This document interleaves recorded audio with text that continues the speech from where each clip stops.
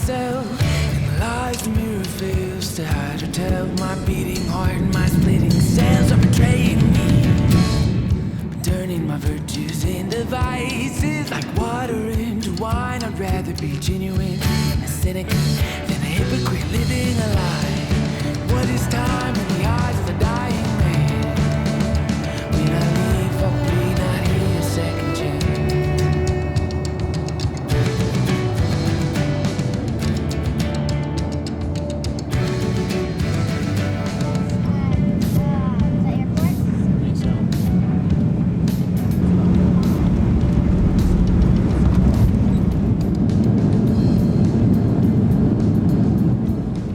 If you're new to the channel, I think a bit of backstory is in order. And if you've been around for the long haul, who doesn't love a good flashback to where it all really started? So what's the news, guys? We just sold the camper. We did what? Sold the camper. We sold the camper! In 2018, we sold it all and hit the road full-time in our 4Runner and Turtleback trailer. The goal was to drive as far north as possible in both Canada and Alaska. To our surprise, our adventure resonated with a lot of folks, and honestly, that's one of the reasons why we're here today, traveling and telling our stories with you here on YouTube and even more on Patreon. In 2021, we were invited to come back to Alaska by our soon-to-be friends Craig and Brooke of Alaska Overlander. On that trip, we borrowed one of their rental rigs, a 4Runner named Denali, and spent 10 days experiencing Alaska from several different perspectives that embodied the Alaskan lifestyle and pastimes. We camped at multiple epic spots, fished in secluded crystal clear Alaskan lakes, kayaked to the toe of a glacier, and stood on land that was previously covered in ice for thousands of years. We tried our hand at salmon and trout in the Kenai River, explored the historical Kennecott copper mine, panned for gold in the heart of an old gold rush stream, flew over ancient glaciers, and even landed on the top of an ice field for an impromptu snowball fight. And most importantly, we spent time as a family making memories along remote Alaskan trails. Today, we've returned yet again to this beautiful, mysterious place to see what new secrets she holds. And I have to say that with each trip, we find ourselves more in love with Alaska, and few places excite us more to visit than this vast land. So ride along with us as we explore more of its back roads and landscapes in our third expedition to what feels like the edge of the world in this last frontier. Our story picks up in Anchorage, where our now good friends Craig and Brooke picked us up from the airport and invited us into their home for a few days while we staged for our 3-week-long adventure. Once at Craig and Brooke's house, we were introduced to our new home away from home. Say hello to Nanana, a 2021 Toyota Tacoma with the perfect array of accessories to make our travels enjoyable without being too loaded down with heavy armor. This will be our first time in a Tacoma, and we're stoked to see how it fits our family.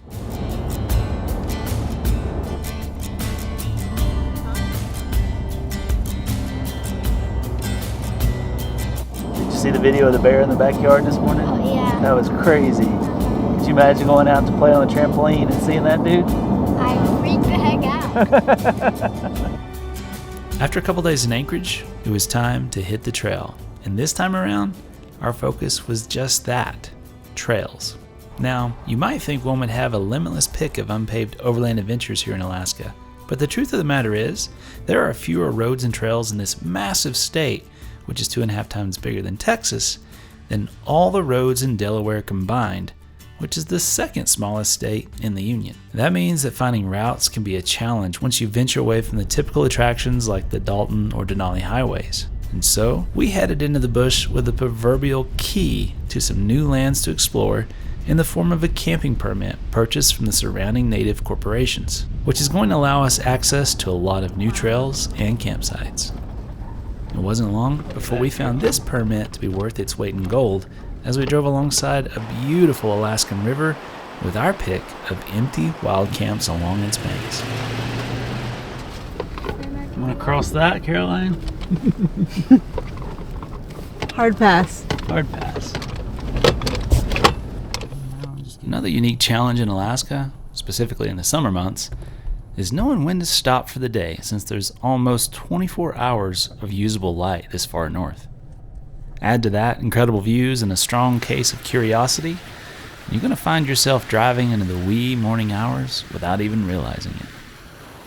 And so, after navigating a couple sections of flooded trail, which thankfully had solid rock bottoms, we finally called it quits for the day and whipped up a quick meal before getting some sleep.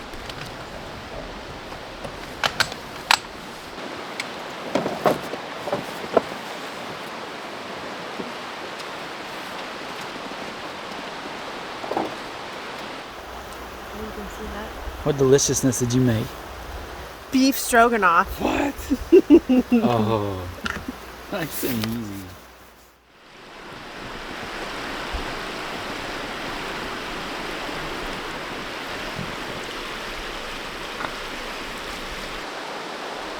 All right, well, good morning, folks, and welcome to Alaska. That's right. Stumbled into this mediocre-ish, I'm just kidding, amazing campsite last night with this incredibly fast-moving river. Alaska's been getting just pummeled with rain, so we're doing our best to avoid the worst of it, the worst of the flooding. While this one is on the edge of its banks, it's not dangerous, so this is where we are. And from here, we head further north. So let's get some quick, fast breakfast in us, get on the trail.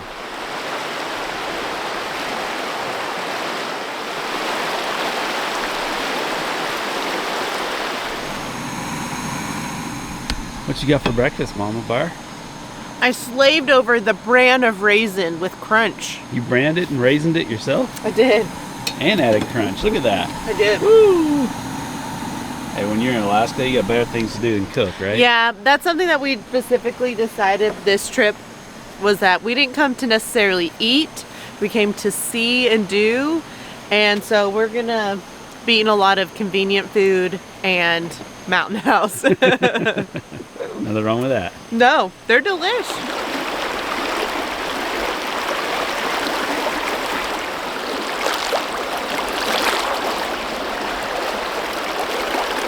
Want to ride it? What? You get a boat and ride down that? Nope. Nope. Nope. Ceremonial pouring of the coffee.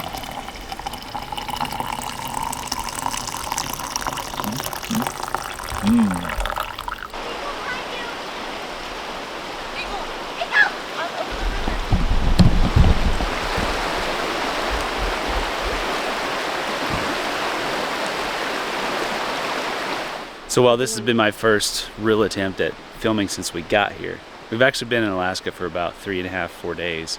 And before we hit the trail, my good friend Craig and I went on a halibut and salmon chartered fishing trip, and it was phenomenal. So let's just, while we're eating breakfast, we're gonna roll that for you right now so you can kind of see how that all shook out.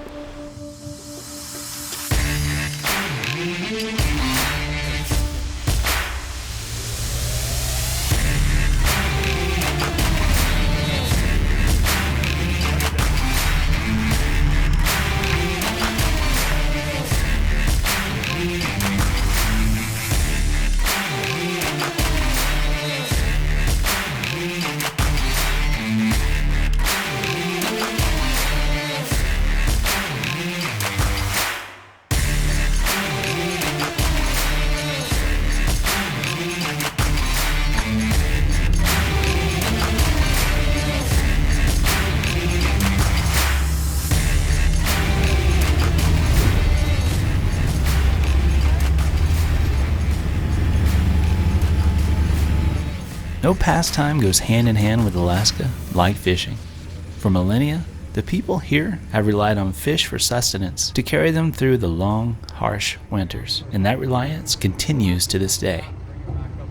Now, sport fishing makes up a huge part of the draw for tourists, and it's easy to see why, once you get over the 6-foot swells, that is. Today, we're after 2 species, halibut, and then later, salmon. In the past, I never was much of a fish eater, but after our first trip to Alaska in 2018, where I had the chance to have my first proper meal of fresh halibut, my taste buds haven't stopped craving its flaky deliciousness, preferably deep fried with a bit of lemon juice on top. And so when Craig suggested a guy's trip to go after some of the freshest available, I bit. Hook, line, and sinker. Halibut are crazy looking fish. They're born shaped like any other fish with traditional symmetry and an eye on each side of their head. But at just 6 months old, they rebel against logic and morph into a bottom dweller with one eye wandering its way around the body to join the other as it lies flat on the ocean floor, which is a perfect way to camouflage itself from larger predators while making it a sneaky attacker itself when smaller prey comes along. Halibut can grow to enormous sizes, with the official world record standing at 459 pounds. Oh, look at that. While a monster of this size would be a welcome fight today, we instead found a school of the perfect eating size, which are called chickens by Alaskans. I guess that's because they taste most like the flightless fowl. Maybe Chick-fil-A could have an actual competitor if an enterprising Alaskan gave it a shot.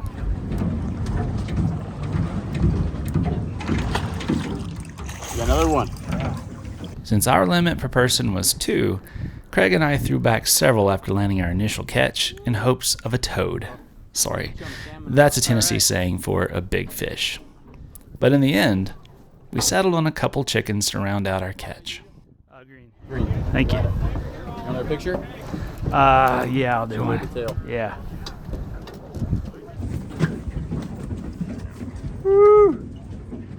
Same size. That's same size. What you gonna do? Time to eat. Some salmon. Time to eat. Salmon time. Then it was on to salmon. Now my first attempt at salmon in 2021 was a bit of a bust since the run was dying off when we fished in the Kenai. But today, I think I finally found redemption.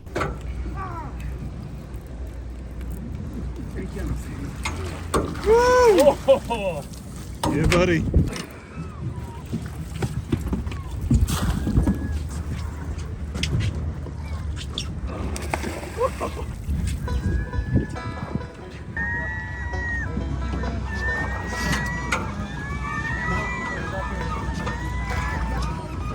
He's a fighter.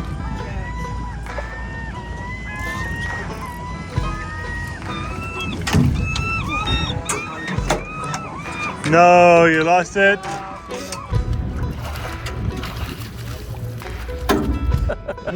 Worth it, all right. Oh man. Almost got out. There he is.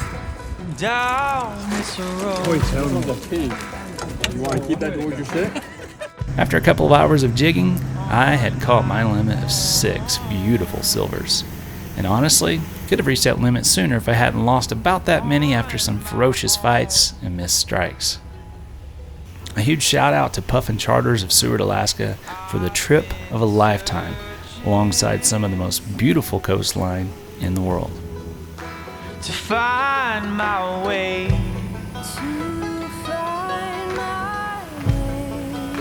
To find the path you've been traveling on,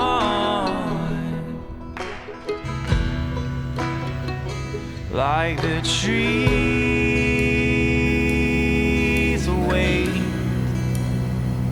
for the rain to come. I feel hope in the strength of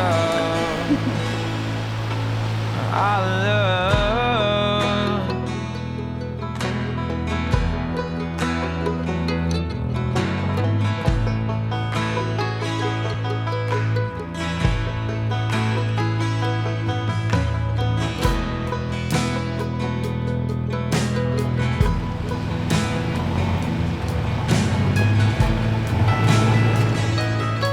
With our first official camp complete and packed down, it was time to head for another lesser-known trail with rumors of a couple historical sites at its end to explore.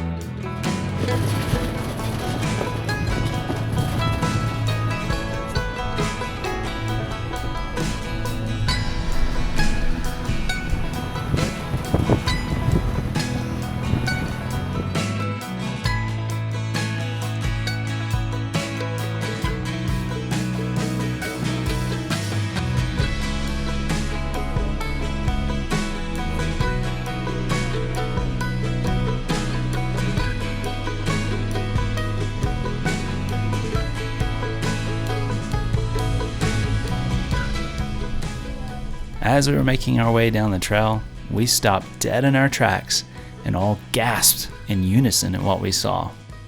A gorgeous lynx staring back with that timeless 1,000-yard stare.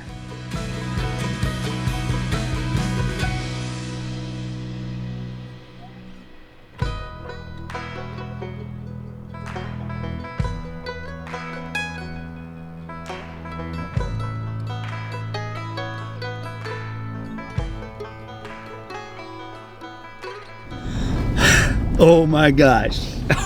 I can't believe I didn't know what I was looking at. Oh my gosh. We just freaking saw a lynx.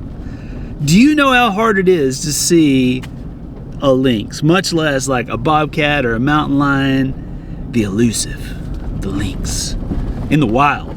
Not in some zoo or someone's backyard where they're acclimated, just driving around the corner, there's a lynx. I almost did not get to film it. The camera was taking its precious time to boot up. I'm like, come on. And it disappeared. And we eased up to the edge, and there she was, or he was, just looking back at me.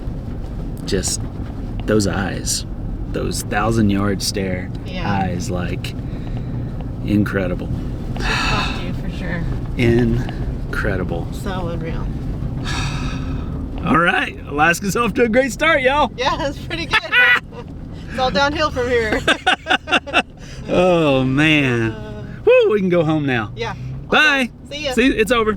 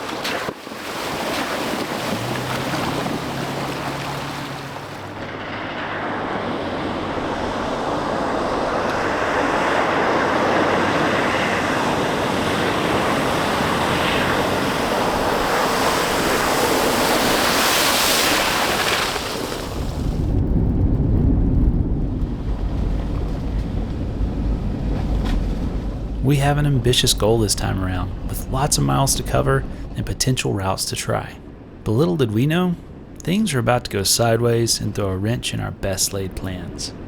But for now, we've made our way to the northern half of Wrangell St. Elias National Park and Preserve in search of 2 historical gold mines. Mixed reports in our research suggest that the last section of trail is in questionable condition, and so we've made our way to this point for a first-hand inspection. And it's pretty clear, legal route or not, it's certainly not an easy one.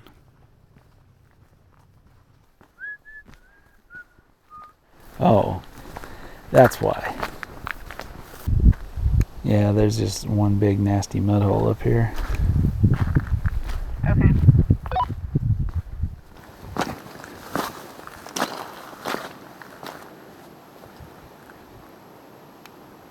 Yeah, and it looks like people have thrown all kinds of trash in it trying to get out, so probably not worth it. Okay. I'm gonna play it safe on this one. That's a nasty little mud hole, and I think there's a lot of junk down in the bottom where people have tried it and gotten stuck. So who knows what you'll jam up into your undercarriage trying to make it across. Not to mention there's like parts of a rusty culvert on top of that, so why risk it at this stage?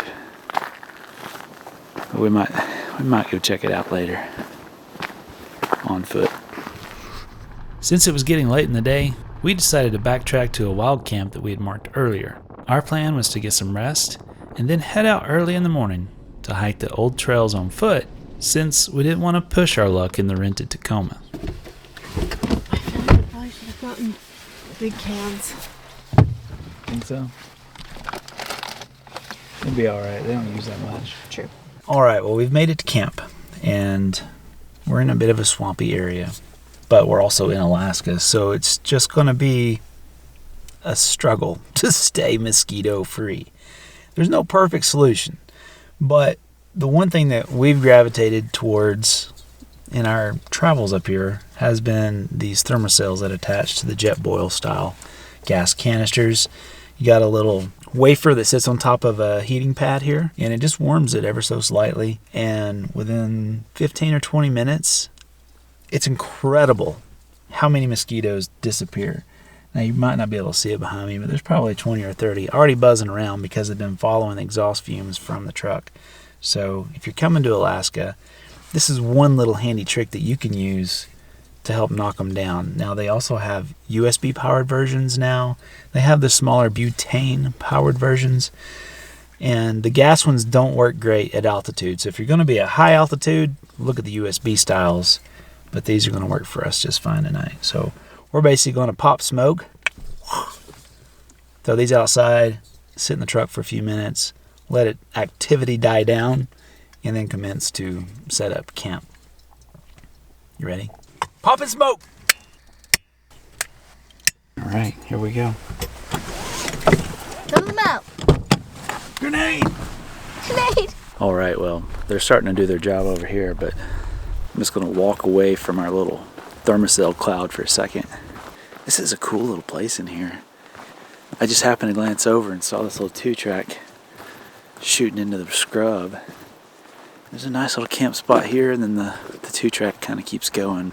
Now, obviously, another thing that you want to be mindful of here in Alaska is moose and bears. Now, we always get the question, should I take a firearm to Alaska? And my response is always, if you're familiar with firearms, then yes. If you are not, more than likely you're going to be more of a danger to those around you. So I would highly recommend either way, bear spray, keeping your scents really low, so cook and clean up immediately, or better yet, cook before you get to camp, and then just go to bed when you get to camp. And being situationally aware. Find yourself always looking about. What's going on? Where am I? Where's my kids? Where's my dog? And just keeping your head on a swivel. Because if you can spot things early, if you can find those situations before they get dangerous, that's the key.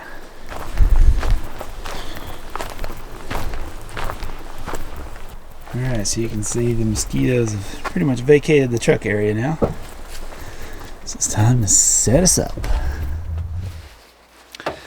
Alright, so I figured I'd address the elephant in the room.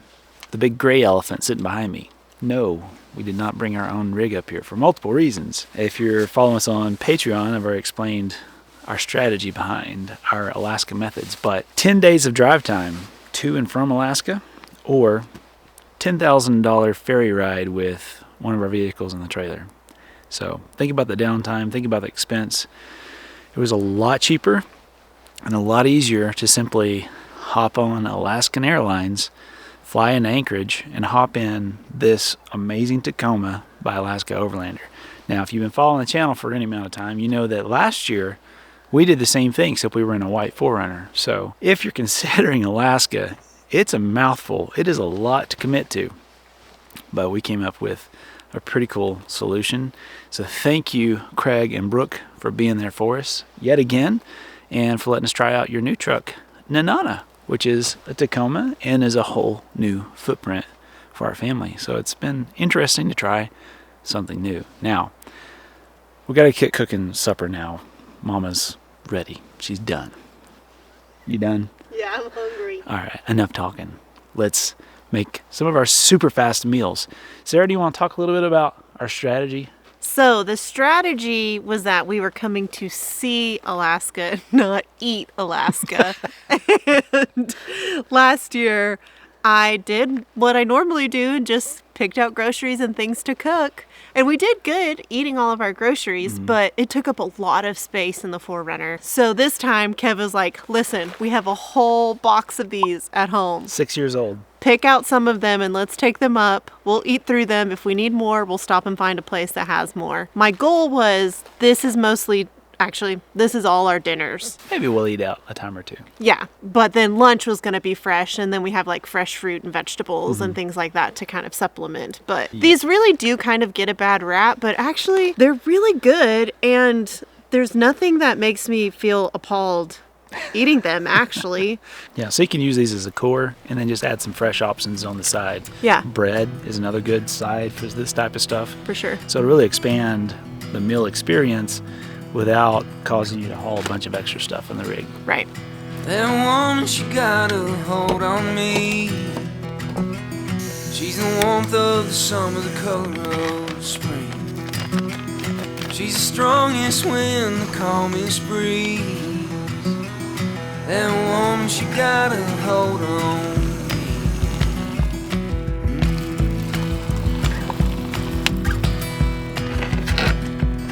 That girl, she's like the finest wine. She'll give you a taste if you give her time. She's a complex heart and I don't mind. That girl, she's like the finest wine. That girl, she's like the finest wine. Now drink until my heart is full. Honey, you drink me and I drink you. You're the kind of love I'm running to.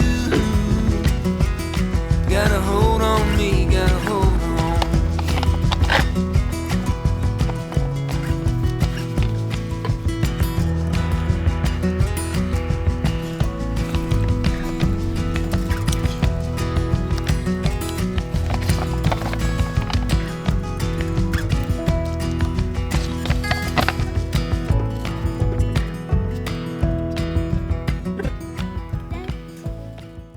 All right, well, good morning, folks. Or maybe it's afternoon. Bit of a slow start this morning for reasons which you can probably tell. I've got 101 fever and did not sleep great last night. A little bit achy all over. So that presents a lot of challenges, as you can imagine. So we're going to go up and see the mine while I feel mobile. Continue to take some Tylenol and whatnot, see how it goes, and then make a decision after that. If I'm still rough, we might bail out, either head to Fairbanks or even back to Anchorage.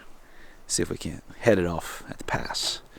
But that's part of travel. That's part of doing what we do. It can happen at any given time, and it's important that you bring all the necessary stuff for when this does go down.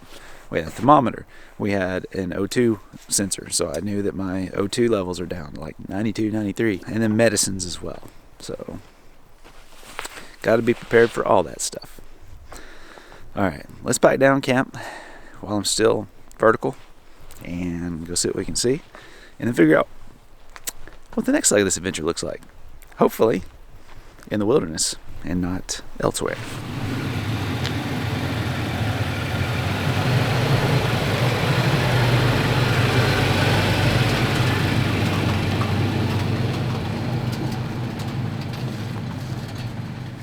With the looming concern that we may be getting sick, we thought long and hard before making the hike out to the mines. Ultimately, I decided I felt mobile enough to give it a shot, mostly because I didn't want to waste the drive to this remote location without seeing what we had come to find. And so, we tightened up our hiking boots and began sloshing our way through the swampy areas before turning south to climb the White Mountains to the first stop along our 5-mile round-trip hike. Mom, it's not raining. You don't need your hood up. Kids in mud, right? I know.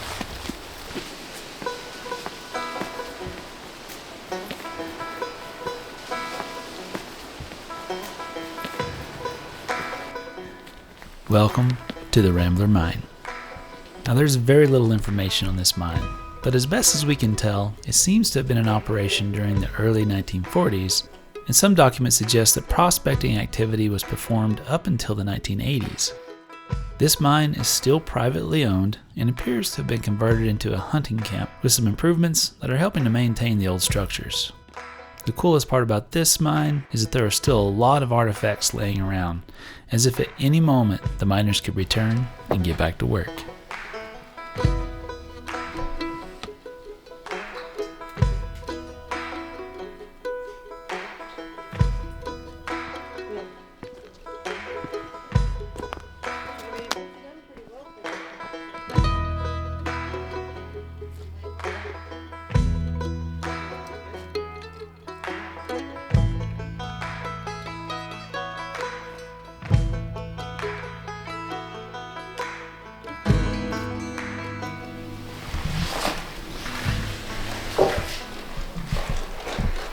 Pretty decent cabin.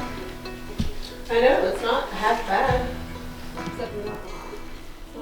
I don't know if that's circa 1940 or not. Big old generator.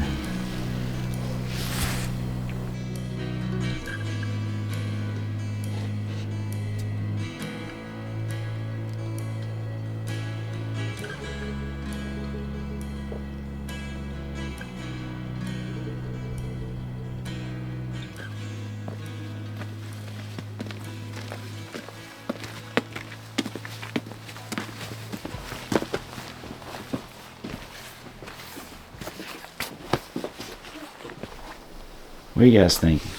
That bear claw marks? He's up here sharpening his claw skills.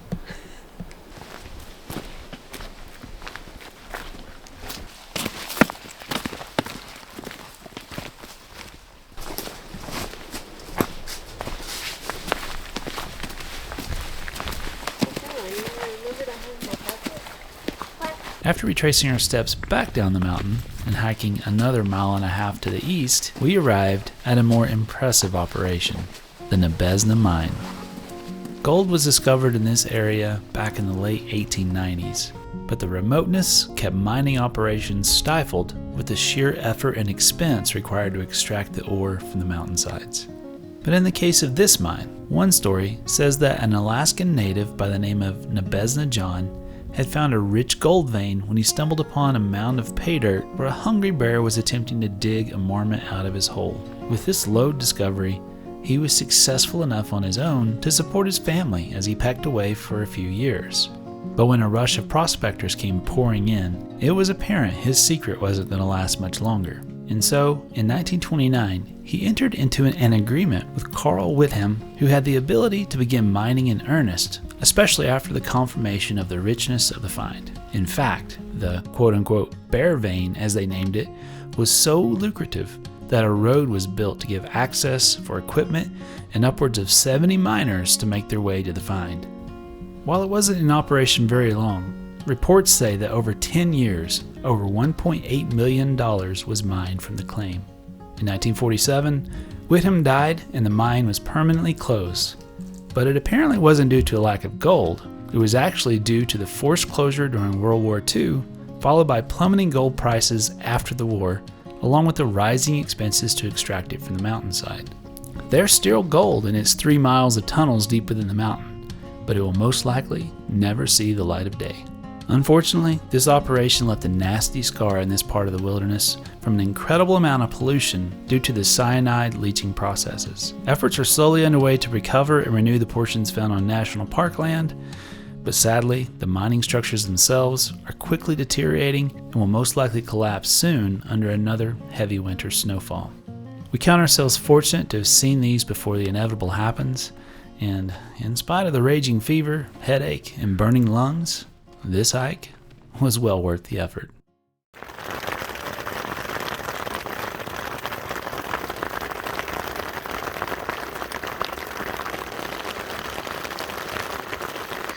All right, folks.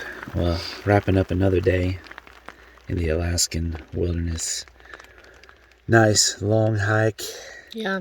In spite of the Kept crud. dying. Yeah. We're gonna play it safe tomorrow, though. We're gonna head up to Fairbanks, get a little Airbnb for a couple days just to make sure this is all kicked thoroughly. Yeah. In the patootie. We're not gonna risk it Before we continue on. But we'll be at a good launching point in Fairbanks Yes. to go and do one of the two or both the options that Got we a couple wanted cool to. options that we're looking forward to. So yeah. it's a smart move. And we got some time. Yeah. Some time. It's not like we have 10 days like last year. Yeah. So. All right. Let me go sleep. All right.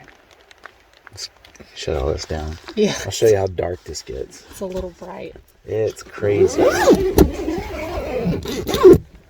And then... Good night. I haven't looked at myself yet. Trust me, I don't think you can look any worse than me. Okay. That's sweet of you. Well, you never want an important trip like this to go this way, but we're going to have to pull the plug. We're headed to Fairbanks. Got an Airbnb lined up for a couple, 3 days, and hopefully kick this. We had two choices. We could push it, hope we get to feeling better, but now a little bit back here is rough as well. So, gonna play it safe. Try to get healed up so we can continue on. But nice spot right here. Very nice spot. Patrons, by the way, we've got just a dump truck load of waypoints from this trip. So if you ever do come up here and decide to rent one of these from Alaska Overlander, you'll have the hookup. All right, coffee, and then a 5-6 hour drive. 5 hours. 5 hour drive to Fairbanks.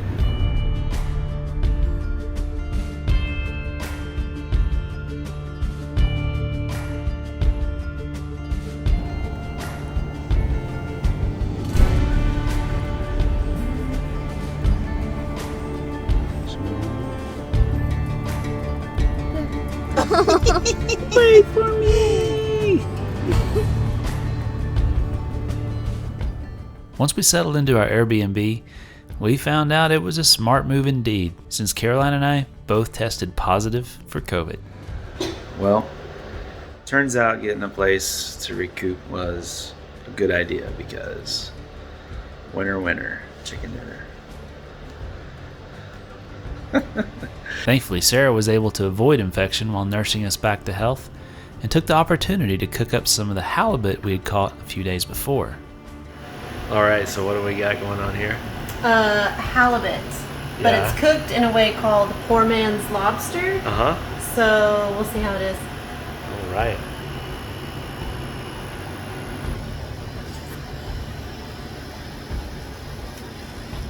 Oh, dang. If you set that in front of me and said it was king crab, I'd be like, we're good. Dang. Right? Yeah. All right, and we're back. Barely. Voice is coming back. Caroline, how you feeling? Good. Good. Fevers broke a couple days ago. Still got all the crud up here, but on the mend. But I want to show you this little place that saved our bacon. We're going to drop the Airbnb link in the video just in case if any of you guys are up here. It's a good place to stop over. 2 bedrooms, queen size, king size, all kinds of room for kids and air mattresses if that's your style. Big old couch, single bathroom, super duper nice. Got a little TV over the tub. I might have used that. Nice little shower, always a big plus when you're on the trail. And crazy enough, it's hard to find anything for rent up here right now. Everybody's in Alaska, so we got super fortunate finding this place. But Sarah was able to cook yet again some delectable meals here. Poor man's lobster was amazing. All right, let's load up. I'm about out of breath and get on the trail. Washer, dryer, Caroline. nice spot. After you, ladies. Oh, she's got to put her shoes on.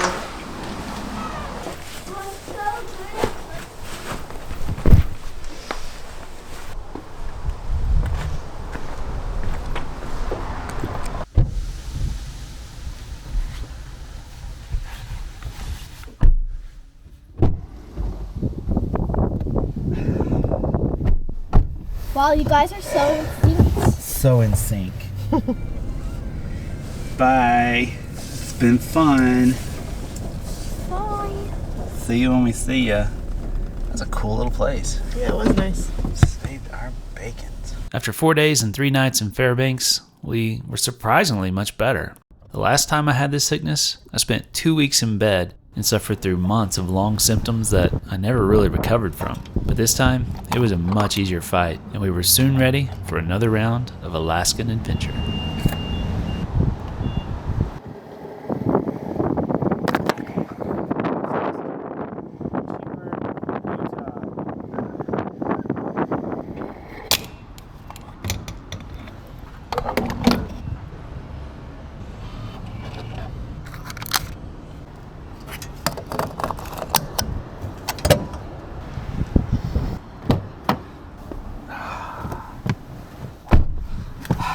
Round 2. Here we go. Let's do it. Whew. It feels so good to be on the road again. Yeah, you can let that cliche song just play away in your brain now.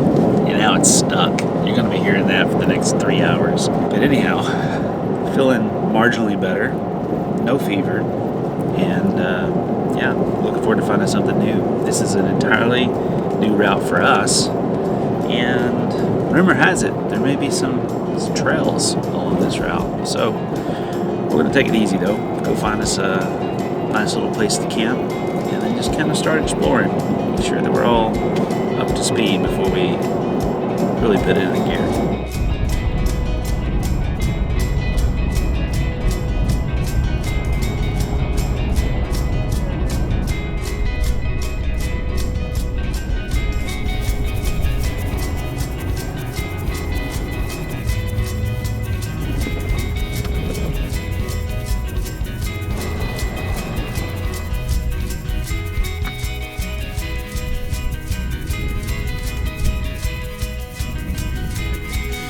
See, I woke with the moon, see, I rose with the sun. The love of this feeling of feeling in love. The notion itself was a troublesome spell. Need a portion to another, I've made myself.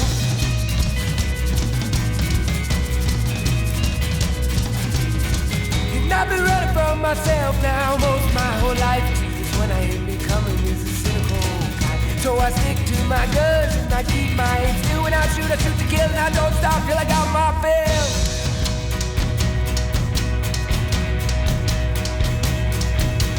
Oh, my feelings failing me.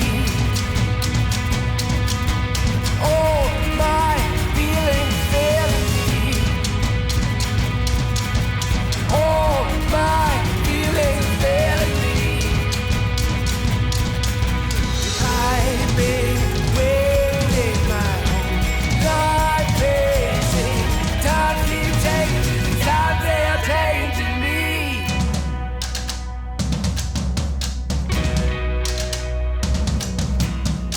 I've been feeling like a stranger inside my own skin. I've been choking on these doses of my own medicine. Threw my way to the wind, escape these chains I'm in. Takes a leap of faith to fall from grace again and again.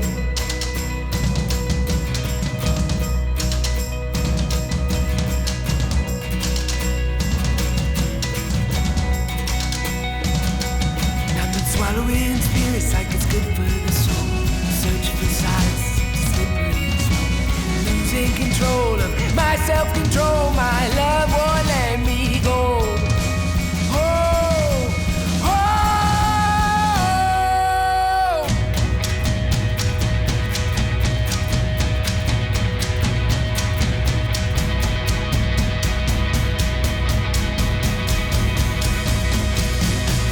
Yeah, I'm a collection of the places I've been.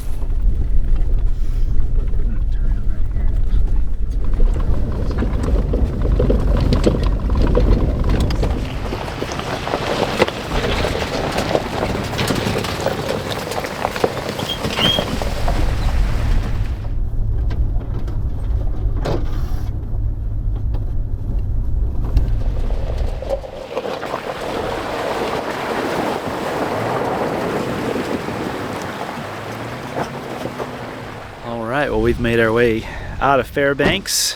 We're about halfway to Circle, Alaska, but there's a couple of cool little trails that shoot off from there. And we've just been kind of hitting these back roads. It's stinking gorgeous. But we've come to this spot right here for a very specific reason. And if you've been following the channel, you know that when we're in Alaska, at least once, we have to try our hand at gold panning. What are we doing? Fun go, but don't tell anyone. And this is one of the areas in which we're allowed to do such, and you can see a lot of activity in here where people have been trying their hand at it. So I'm gonna get some lunch in us first because I'm starving, and then who knows, we'll try and pay for the Airbnb now. What's for lunch? Sandwiches. Yeah. Still keeping it simple. All right. Yeah. So you can see someone's done a little dig right there. Hand that out. Same thing over here. Somebody got really ambitious up in this. Taking the back side of this bank out. The idea being that if there were gold particles, flakes, that they would come to the eddy of the stream and settle up against the bank. That's why most people dig in these areas, from what I understand, not just out in the middle of the stream, because it's just washing away. You're looking for places that the gold collects in more concentrated areas. Theoretically, anyhow. This must be a piece from a more elaborate mining situation here. I think this might be a piece of a boiler, but it's hard to tell. Regardless of whether or not we find any gold here, these camp spots are golden and free and next to a stream, so pretty much perfect. I marked probably 20 or 30 of them, so patrons, when you make your trip up here, you'll have lots of options. That looks good. That looks really good. Is that enough? That'll work.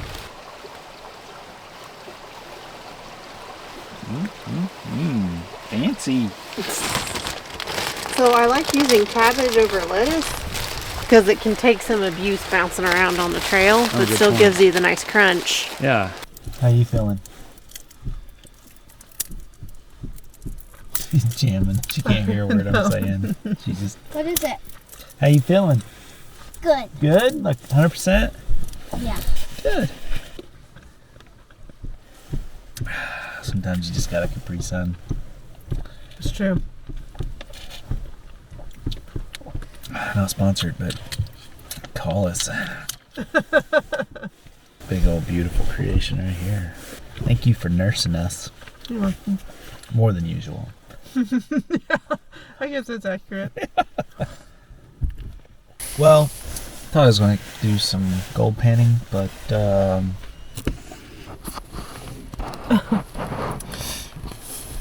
in true Alaska form, the weather changed, On a dime.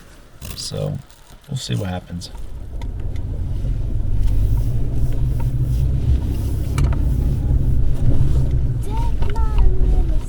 Well, we're going to let the rain just make up its mind. We're going to go drive around for a bit. We've got some more trails to explore, so we'll do so from the shelter of this Nanana Tacoma. Why does it sound so funny coming out of your mouth? I don't know. Na na na na na. We're driving na na na na na na na na. All right, let's see what we can get it to. That's like a slushy thing. It is a slushy rain. Do you think we can go over here? We can go to farmer's market?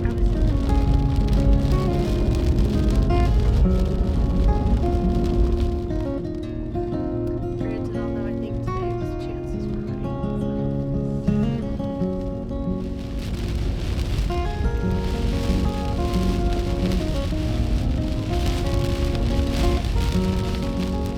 While the rain was keeping us from panning for a nugget, we began exploring several small trails in the area and stumbled across the remains of an old gold dredge operation. While these oddly shaped mounds of dirt look like something akin to crop circles, they are in fact man-made. After the old-fashioned placer mining methods played out along this and many other rivers and streams of the North Country, the corporate world stepped in and with a whole new method for finding gold. These massive machines called dredges replaced the once peaceful streams of bearded miners and their pans and sluice boxes with roaring engines, clattering steel, and the constant grinding of the bucket line against the bedrock. These round-the-clock operations required 3 shifts of workers to keep them digging and processing, sometimes up to 40 tons of gravel for a single ounce of gold. What these behemoths left behind were mounds and mounds of tailings where the spent dirt and rock were left behind. The only thing more impressive is how they got these 400-ton machines to the middle of the wilderness all the way from the factories back in San Francisco. As we marveled at this feat, we took a turn down another trail and soon spotted something hidden in the bushes. Something just as good as a nugget in our book. We just found gold history.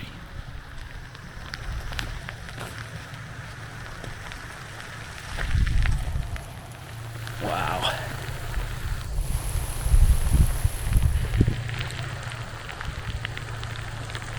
One of the dredge teeth. Crazy. Look at that.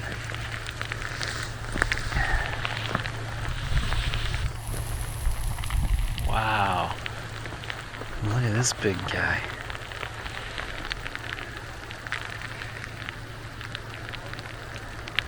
That's crazy. I think we found the remains of the dredge.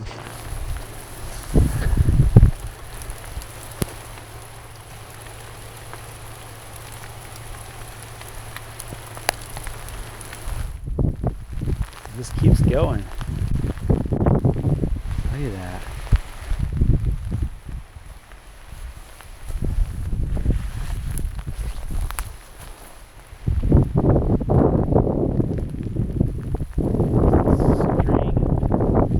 Dismantled dredgery. Crazy. There's the main arm over there. Alright. It's starting to rain hard now.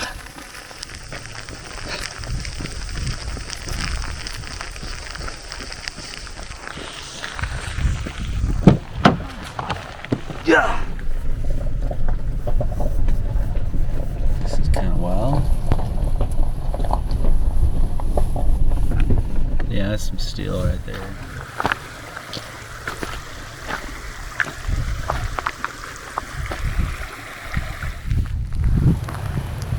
Wow. These are the sluice boxes.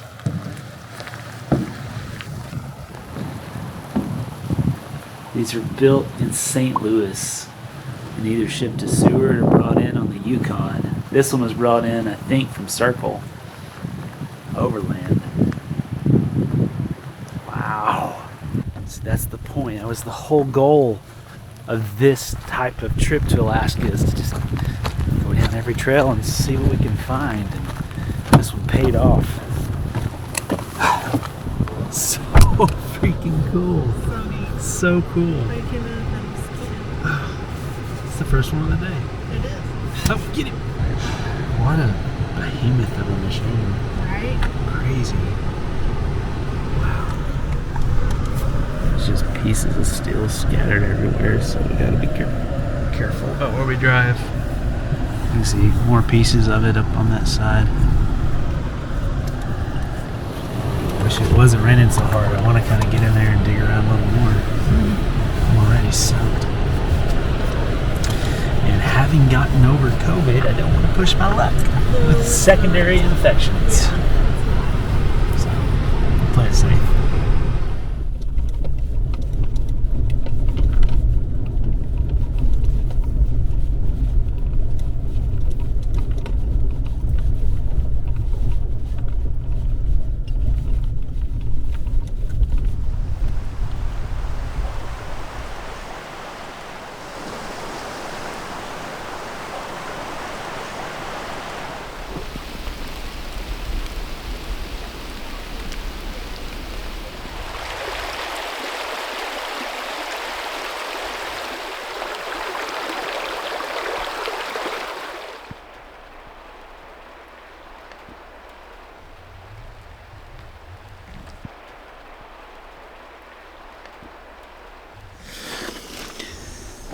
All right, well, that got bright.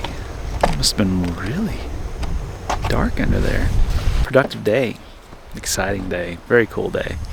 And we haven't actually traveled very far. But this little side trip on the way to Circle, Alaska has been really cool. Finding all these little offshoots and stuff, and been hunting hard for some more wildlife, but it's kind of few and far between up here. I think it gets hunted pretty heavy, and yeah, everything was a bit too skittish for us today, but good start. We're just thankful that we're feeling so much better so quickly. Caroline is staying warm in the truck. She's in there singing her songs and writing her stories as she loves to do. She's in her own world right now. So we're gonna get some quick and easy dinner going here, crawl in the bed for an early evening, and then get back on track, get back on schedule. What are you whipping up tonight? Oh, I was gonna slave over some Mexican style rice and chicken. All right. That sounds delicious for the night. I'm gonna saute some peppers and add tomatoes and olives. I got some nacho cheese chips. It's gonna be great. All in the jet boil. Just watch. Just watch.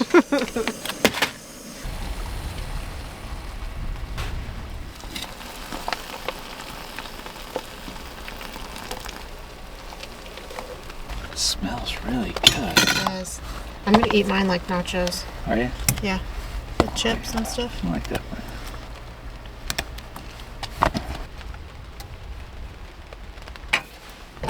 Oh, wait a minute. What do you got there? Oh, I was like, what? You're Queso. Why? Oh, no. I'm elevating. That's right. That was the whole plan. That was the whole Start with a plan. base, and then How can we make it better? sauce it up. Just a little dollop will do you. Get those calories. It's going to be a chilly night, Cold. so we're going to be burning that.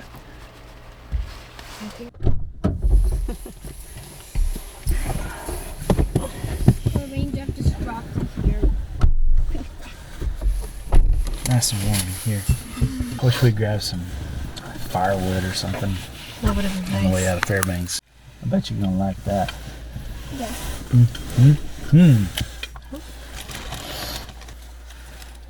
Ready?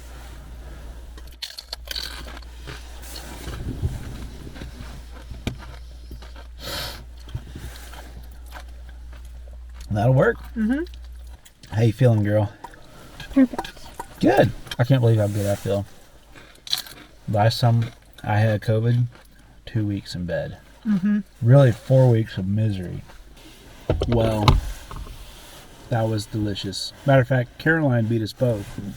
It's pretty good, huh? Yeah, you do that again? Yeah. Tasty.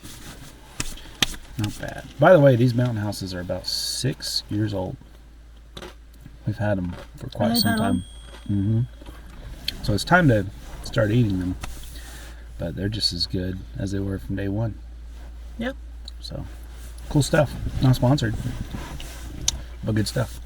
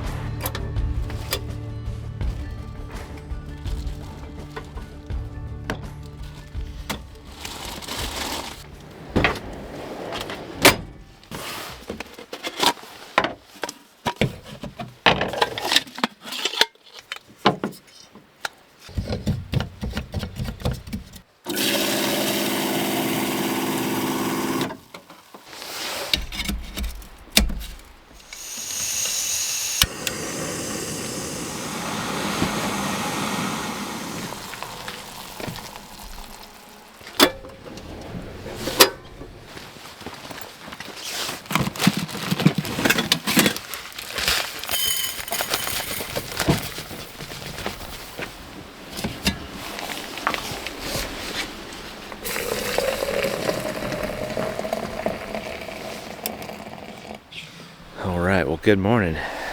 The forecast called for sunshiny days, 60s and 70s, but this is what we woke up to.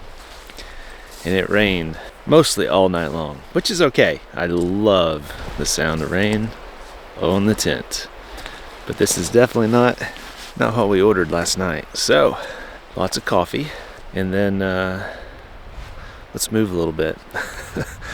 let's head for sunnier areas.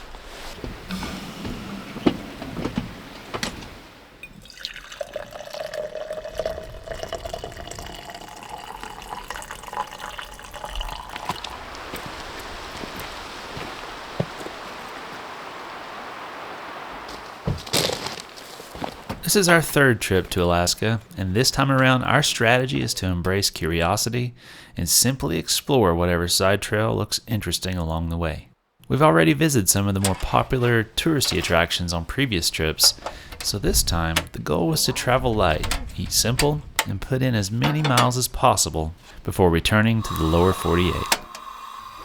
As you regular viewers know, Sarah is a phenomenal cook and has been known to whip up mind-blowing meals alongside some of the most epic spots across the country. But in the interest of travel, we've resorted to pre-cooked or freeze-dried food to make the meal process fast and easy.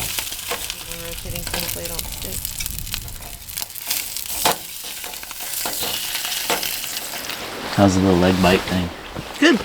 I turned it over to kind of warm up the top back up for you. I gotta be honest though, after one bite of these quote-unquote pre-cooked egg bites, I was questioning our decision just a bit. You can taste the feta cheese and... But at least the sausage and coffee was hitting the spot. Cheers. And get baby girl out and throw some food at her. I guess so. Guess I'll give her some cereal. That's all we have to say to that.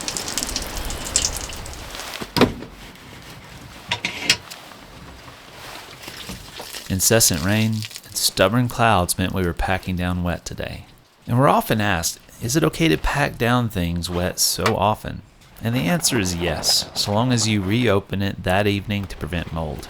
On our first trip to Alaska in 2018, we saw 3 weeks straight of rain while living out of our turtleback trailer. But since our 23-0 tent was getting reopened every day, it never grew any mold. The key is to keep them well treated with a waterproof spray, so most of it beads up and rolls off. Speaking of tents, it was last year's Alaska Overlander rental that sparked our interest in the iCamper models. We've been running an iCamper 2.0 since then, and have really enjoyed the footprint, ease of pack down, and setup. On this trip, we got to try the new 3.0 with a few improvements like dual pane windows, spring rod storage bag, relocated rod holders, removable ladder, increased shell storage space, and a few other tweaks that really helped dial it in. Our only complaint is that the mattress feels like a step backwards after several nights of using it, and this might be why they offer an inflatable option. Thankfully, we thought ahead and brought our backup air mattresses to supplement the padding for this trip.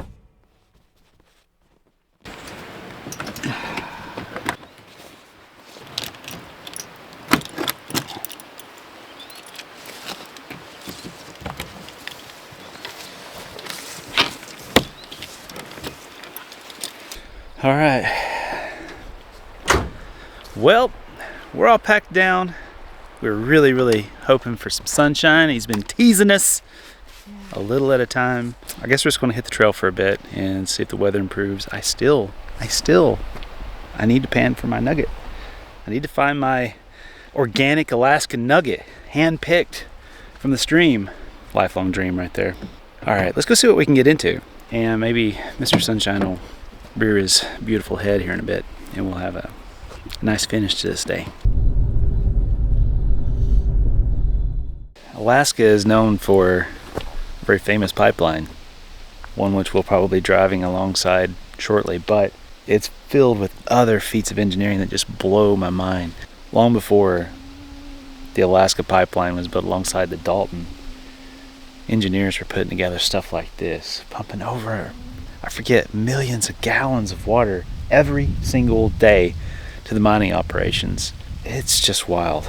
It's just wild. And I know there's lots of talk about a pipeline from the Mississippi to the West Coast to try and help with the drought issues. We need some of those guys and that ingenuity on the team. Unfortunately, I think their time has passed, but it's just crazy. It's so crazy. Now I know to most of you, this rusty pipe in the middle of the wilderness may seem insignificant, but the ingenious engineering involved to move hundreds of thousands of gallons of water a day across 90 miles using sections of open ditches and pipes really becomes astounding when you realize they did this in the 1920s using only gravity and the siphoning action of the pipe sections. There were no electric or gas-powered pumps involved. Think about that the next time you have to siphon fuel or water a couple feet. And just maybe, this technique could help with the engineering obstacles standing in the way of an interconnecting water pipeline for the drought-stricken West. Before we hit the road again, I glanced around and found that we were standing in a patch of ripe blueberries. Another one of our favorite parts about Alaska. And so, we had to spend a few minutes getting fresh handfuls of our favorite roadside Alaskan treat. Just enough tart, too. Caroline looked at that.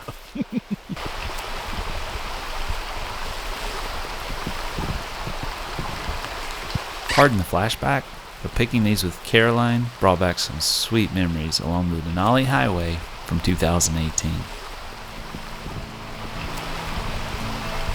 Isn't it crazy how fast she's grown? Look. I know. A little snacky snack.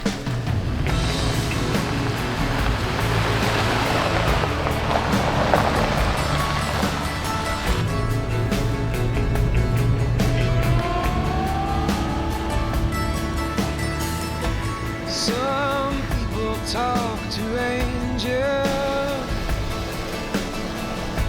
Some people talk to themselves. I don't know who you're talking to, but everything you say makes me want you. Some people run in circles. Some people run forever. That's sticking in my mouth. Yeah, I want you to really just keep your head in for now. Because if a dead limb decides to chase in on you, it could poke you hard. As we made our way along the Stampede Highway en route to Circle, we again let curiosity get the better of us and peeled off into the bush to follow a trail that looked enticing.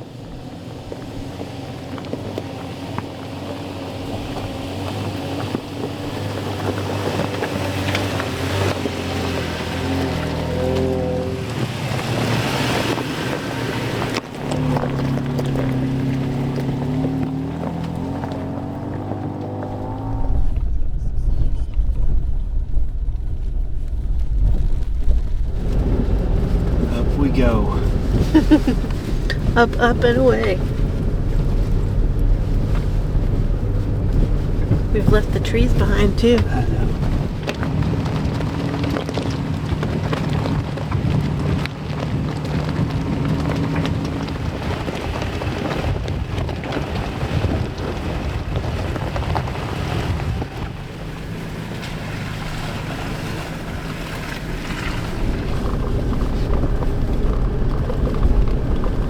These are the kind of surprises we like.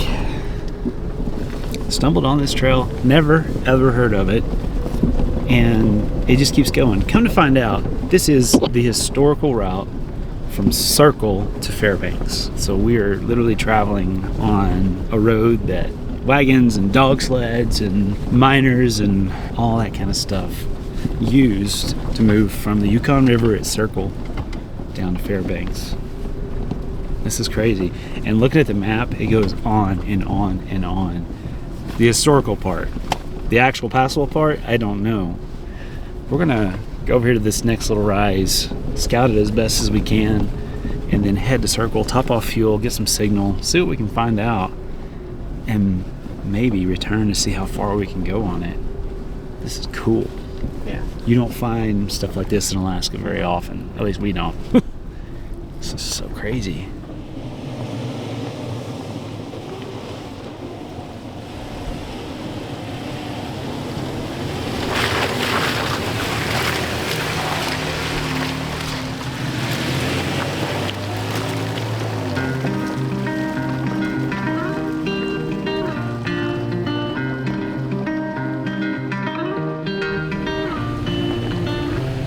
got a fire in me. You're gonna set to burn. We got a world to see and all the time to learn. Oh, hey. Let's set out on our road. Hey. We'll see how far we can go.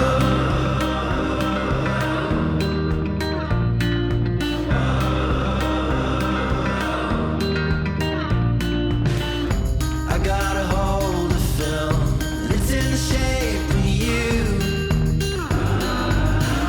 Dirt under my nails, the strings coming loose. Oh, hey. Let's set out on our road. Hey. We'll see how far we can go.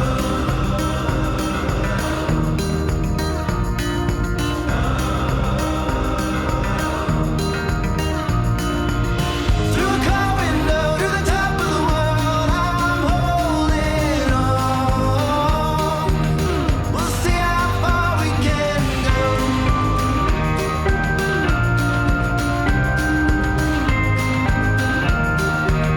We'll see how far we can go. All right, so we were not expecting such an extensive opportunity when it comes to a trail.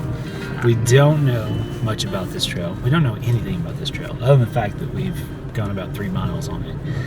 So we're at exactly half a tank right now. So we're gonna bounce into Central, try to get a little bit of signal. I've already sent a satellite text off to Craig to see if he knows anything about this place. Top everything off, and then maybe, no promises, we'll see how far we can go on it. If reports come back that it's impassable, not much further from what we've already experienced, we'll call it good. But what a cool find. What an awesome find. And there's a couple epic camps out here that we'll have to revisit when it's not nasty. Now we got more clouds moving in, more rain moving in, and it just gives it that moody Alaska vibe. You just never know what kind of mood she's gonna be in, but it's all right because she's pretty. She might be moody, but she sure is pretty. Somebody actually lives up here. Look at that. Not 5 minutes after I recorded that with the crazy clouds and stuff. Look. And that would be Craig. He's helping us research over satellite text messaging. Gosh. If you don't like the weather in Alaska, wait 5 minutes, because it'll change.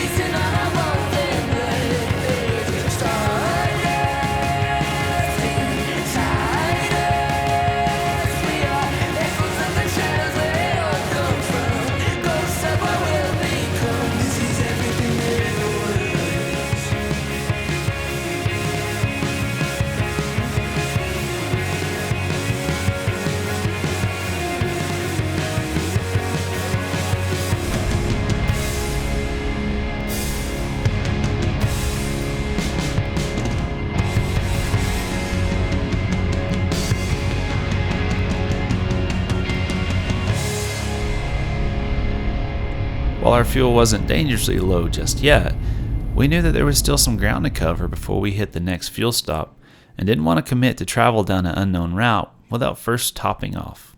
So, we backtracked to the main road and made our way towards the historical town of Circle, Alaska, located on the banks of the Yukon River, where we knew fuel should be available. Or at least we hoped it would be available. A few hours and one gorgeous drive later, we unceremoniously arrived in Circle, Alaska. Established in 1893 when gold was discovered in the nearby Birch Creek, miners from the 40 Mile River in Canada were grub-staked by none other than my own relative Jack McHouston, who later built a 2-story log store and warehouse in this very town. I'm not gonna lie, it seriously gives me chills every time I cross paths with Jack, and this is no exception.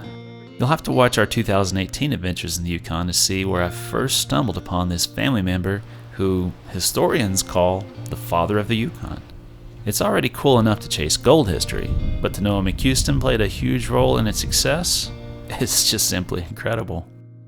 Circle also served as an important supply point for riverboats making their way to other gold towns along the mighty Yukon, and at one point had a bustling population of 1,200 people before the strikes in the Klondike and Nome cleared out most of the inhabitants as they headed off for fresh opportunities. Today, only about 60 people live in this remote town, and it has to be expected for such a small community. The hours for the fuel station and general store are somewhat sparse, even though the proprietors live upstairs.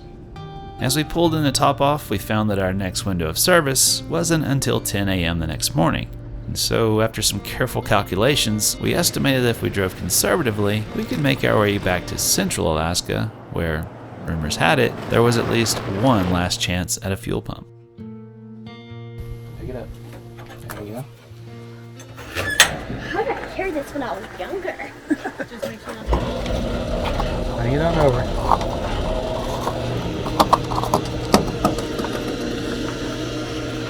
There you go. Okay. Okay. Squeeze it. All the way. Squeeze hard. There you go. Now let it go. Now let it go. Okay. Make sure it doesn't fall out. Stay right there.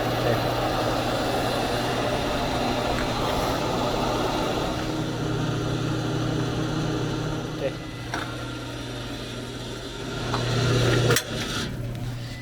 Hang it up. There you go. Good job. I almost tripped over that. All right. Well, that was about as close as we've gotten to run out of fuel so far. Unfortunately, the little fuel station up there in Circle was closed. But these guys here, So they were going to be around for a while. The grocery store slash bar slash laundromat slash fuel station, that was a place to hang out apparently. There was 20 or 30 folks in there. Very Alaska experience. I'd love to have just sat down and listen to the stories that were being told there. But we're gonna go find camp now. A long day. I didn't intend it to be a long day, but as per usual, that's what happened. Thankfully, in Alaska, we got all kinds of daylight. Especially now the sun's kind of coming out. Yeah, so, all right. We're going to go take a swing at this little idea that we got and see what happens. Since our travels had yet again run a bit long, we opted to hit what I hoped to be an alternate route along this section of the Stampede Highway. The map was pretty clear that this was a legal, open route, so we hoped to make short work of it and camp at the other end where we could skip on over to the trail we bailed on earlier in the day. So we've taken this little back road just trying to find camp, and there's a lot of mining activity out here. So many mining claims, and we're kind of just driving through them now. This is still a legal road, but it just goes right through the middle of some of these guys' spots. It's crazy. Little did we know that things would get a bit hairier than we had hoped for, and our travel slowed to a crawl as we picked our way through a very old, mostly abandoned trail. Now, I do try to film everything I can, but we've been on the road for 13 hours, and it was simply time to push through and find camp. So you just have to take my word that this was one touch-and-go trail. After another couple hours, the trail disappeared, and we found ourselves following a faint set of four-wheeler tracks along the creek bed in hopes of picking it back up. Well, this trail has just gotten worse and worse and worse, and now it's, I don't even know where it is. I'm thinking we're probably going to pull the plug on this one. Just gently working our way down this creek bed because that's where the road is. Being real gentle on everything. Trying not to get hung on anything. And where should I turn around? I just don't see anything hopeful ahead.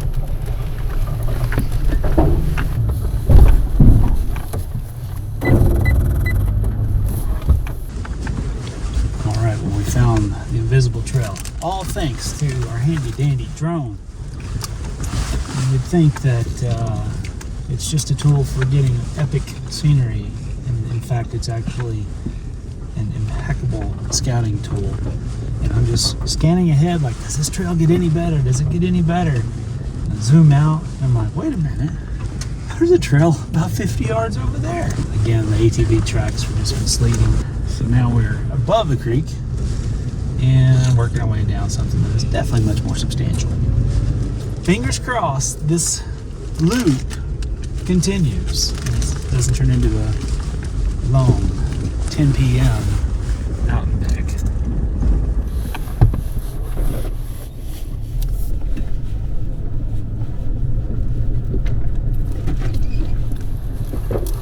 Back in the river again.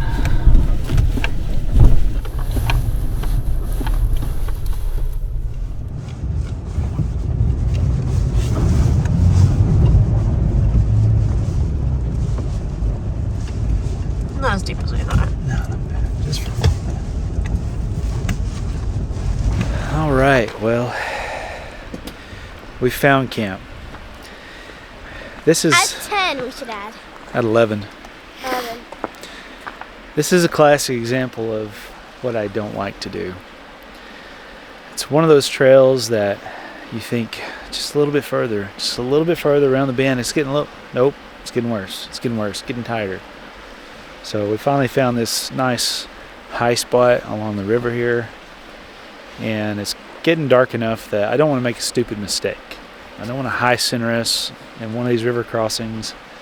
So just going to play it safe, get some sleep, throw some fresh eyes on it in the morning, probably send the drone up first thing, scout ahead. We know we can go that way. I don't know if we can go that way. So this is not my favorite position to be in right now, between a rock and a hard trail. So we're gonna make the best of it though. Like I said, get some sleep, reboot, refresh, fresh eyes in the morning. We have no rain in the forecast, so I'm not worried about the river levels. We'll go from there. Stay tuned. I am bummed though. I drove through some really cool stuff without filming it, just because I wanted to get my family in a safe spot for the night. So I might have to revisit this one once we confirm it's actually passable. But if we have to go the other way, you'll get to see it anyhow. Alright, bedtime.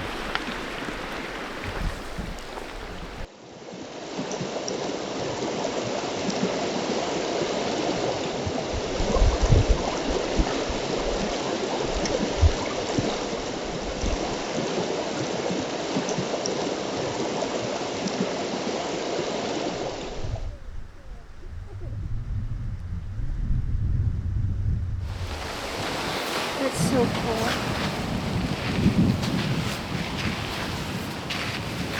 Isn't that crazy? Yeah. Put your hand down beside one of them. That's almost as big as my hand. Now, for the big question. Press on or retrace our steps? And for this, we called on our eye in the sky. While our drone is best known for getting epic landscapes and travel footage, it's also an indispensable scouting tool in situations like this. The trail that we've been following was continuing to narrow and at times completely disappear as the river shifted to follow its tracks. I know scale is tough to tell from the air, but these trails were getting tight even for an ATV, and the Alaska Overlander rental policy was clear. We weren't supposed to be adding scratches or trail damage. This trail was clearly about to rearrange the vinyl graphics and leave its autograph in the paint on the sections ahead. Not to mention its touring setup meant that we didn't have a winch to extract ourselves if things got truly gnarly. But I could certainly see some light at the end of the tunnel. with just enough hints of an established roadway working its way along the hillside just about a mile and a half ahead. And so, with our tails between our legs, we decided to turn around with promises to return one day in our own rig, armed with chainsaws, pruning shears, and maybe a couple more support rigs to see this historical route return to its former glory and linked up with the highway.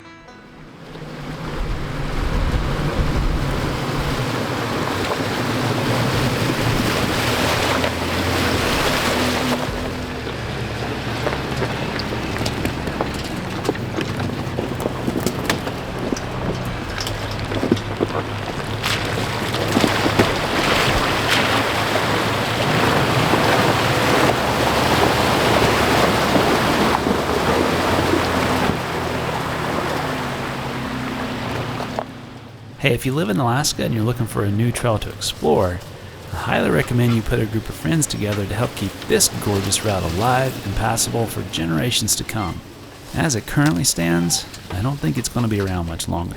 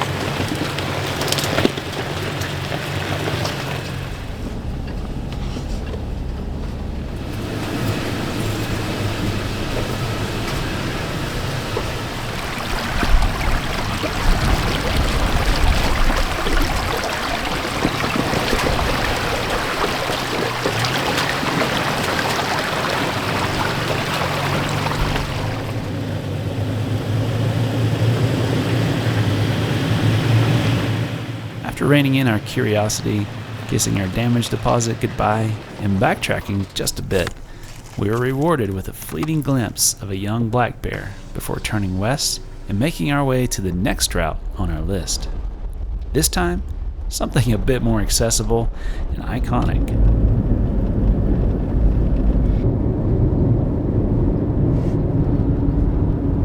All right, folks. Well, busy couple days. Those trails were incredible. I'll give it that. But it was a lot of work. We got tighter and tighter and tighter, and we had to pull out.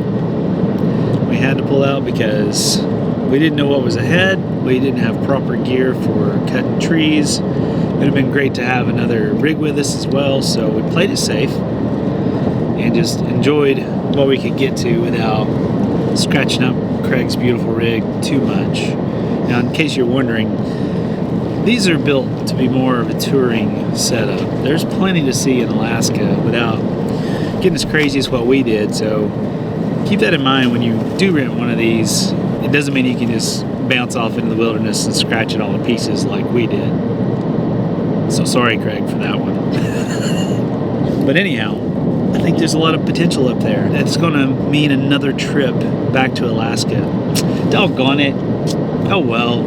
But now, without even catching a breath, we made a right-hand turn and we are headed north on the Dalton Highway. Yeehaw! Yeehaw! think the Duke boys built this here road. Yeah, right. Hold on, Flash, we're in hot pursuit. Goop, goop, goop, goop. Welcome to the Dalton Highway. This is our second trip along one of the more famous roads in the North Country. And while we had planned to mostly explore out-of-the-way places on this trip, you simply don't come this far north without completing its length to Dead Horse. While our last drive along this road in 2018 was mostly shrouded in low clouds, fog, and constant rain, this time we were seeing the land in all its glory, coated in rays of golden sunshine. Again. Round two, 4 years later. Here we go. Let's do it.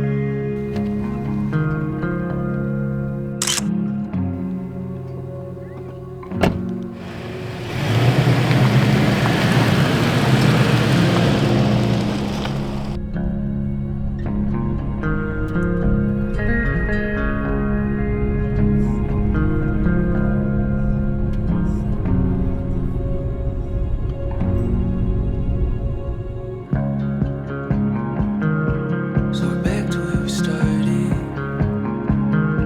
So dancing in the garden, underneath the stars, just hoping in our hearts maybe we'll get it right this time. A feeling I can't explain it. At least I think it's complicated. So the black clouds with the distant sounds and crunching thunder. Yes, I know a day's a number, and we're not gonna get it younger.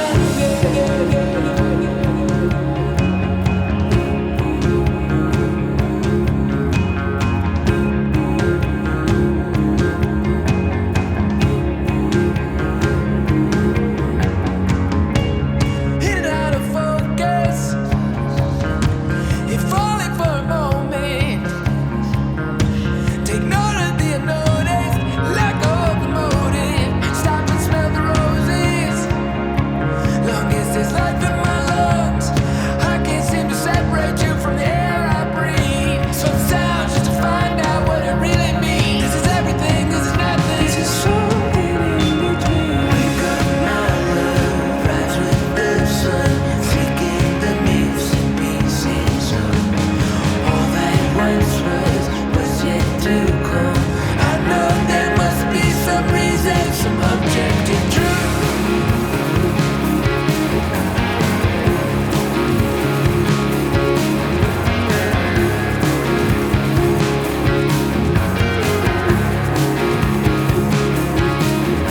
Some semblance of hope, or at least something to hold on to.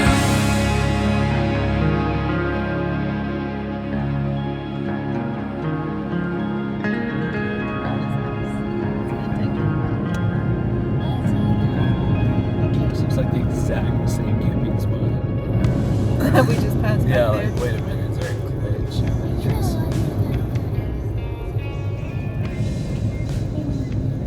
Oh yeah, I forgot about No Name. No Name Creek. Why is it No Name Creek? It doesn't have a name. Why is it called that?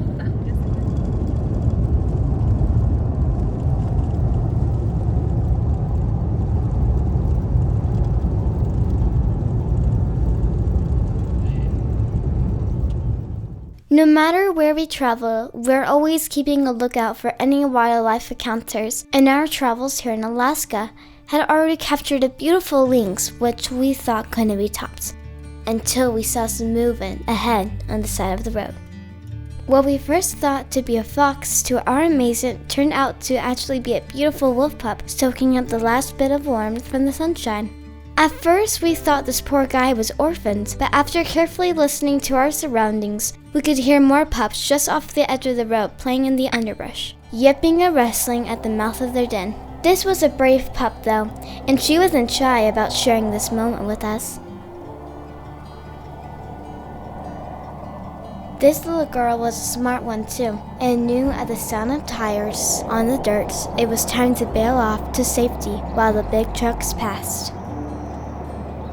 We sat and watched this little lady until she finally wandered off into the bush, away from home. It seems that curiosity also runs strong in her blood too. What did we just see? Elephant! Elephant? I said wolf. Oh. goodness. pup. Wolf. I can't believe that. I was convinced it was a fox for quite a while. Well, yeah, we just pulled up and like that's what you expect on an adult, right? Yeah, But Not the little did case. you know. I know. Case. Wolf howl. 1, 2. 2, 3.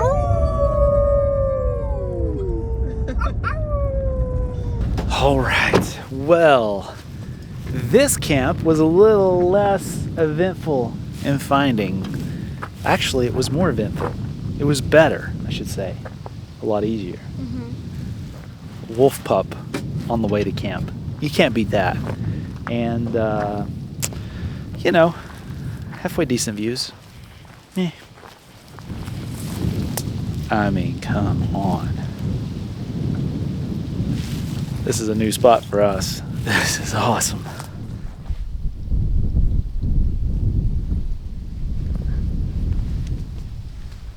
Oh. Hi! Hello!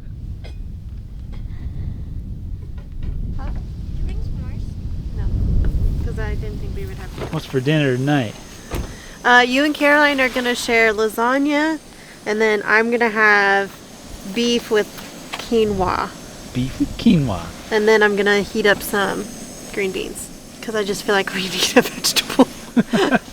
Has this not been like the perfect fast and furious way to get some food in you? Yeah, it really has. It has been so nice, especially considering I'm just done with the cold. Yeah. We just having done so much winter camping last year and then not really getting a nice warm weather camp in yet, to be honest. True. Yeah. I'm just done with the cold. Yeah. So at the end of the day, I just want to eat something hot and then climb up in the tent and rest. That works. We've learned from years of overland travel that ups and downs will simply come. Some days will be smooth, while others will make you question almost everything. It's how you adapt and overcome the less than ideal situations that expand your skills, mindset, and experience. Sometimes that means turning around, and sometimes it means pressing forward. Knowing the difference can have huge implications. In remote Alaska, the risks are high for a single rig with only basic gear on a forgotten trail, and so it's best to live to explore another day. More often than not, you'll find something even more exciting on the next trail, and in our case today, that's exactly what happened.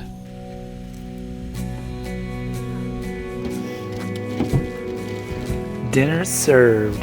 How's your It's pretty good. pretty good? Yeah. I hope I can find the beef. Where's the beef? Yeah.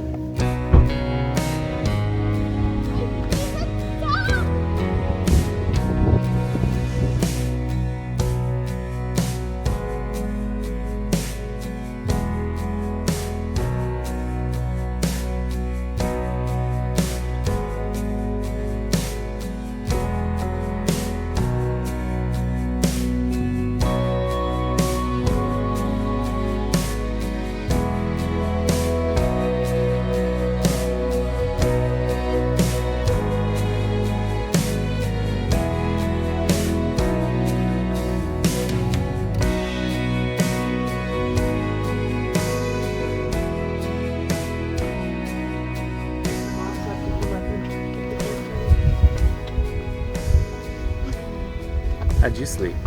Good. Yeah? Good. All right, well, good morning, folks. We're packed down, ready to roll. Amazing sleep last night, and surprisingly, woke up to this bluebird day here along the Dalton Highway, which doesn't happen very often. So, time to get on the trail, see what we can get into. It's already off to an awesome start, though. Let's roll.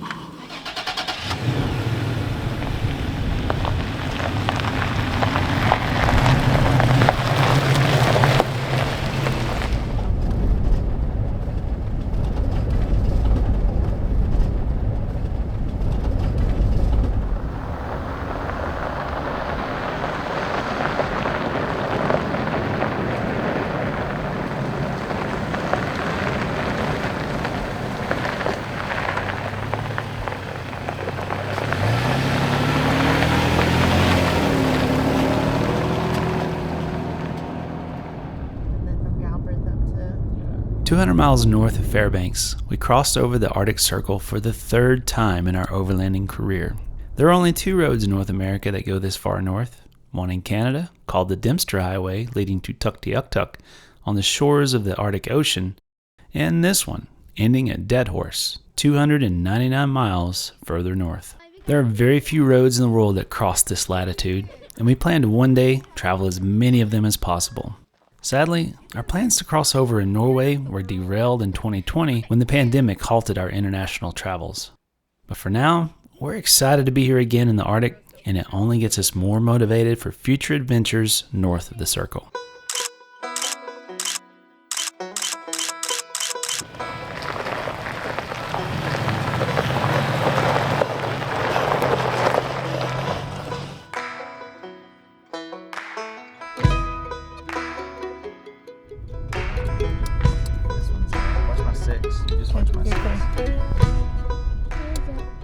Not long after our photo op, we were greeted by a very healthy bull moose making his way along the marshy areas of the tundra. Finally, a bull moose. Nice. Waterfowl is also abundant here, with millions of ducks, geese, and swans migrating here every spring to raise their young in the myriads of puddles, ponds, and lakes before heading south again, flying sometimes thousands of miles to their wintering grounds in the lower 48, Mexico, Central America, and even the Hawaiian Islands. The next few miles were a reminder that even the tundra is not immune to fire. This area was apparently scorched due to a lightning strike just a few weeks before we arrived, but thankfully it was mostly extinguished for our visit.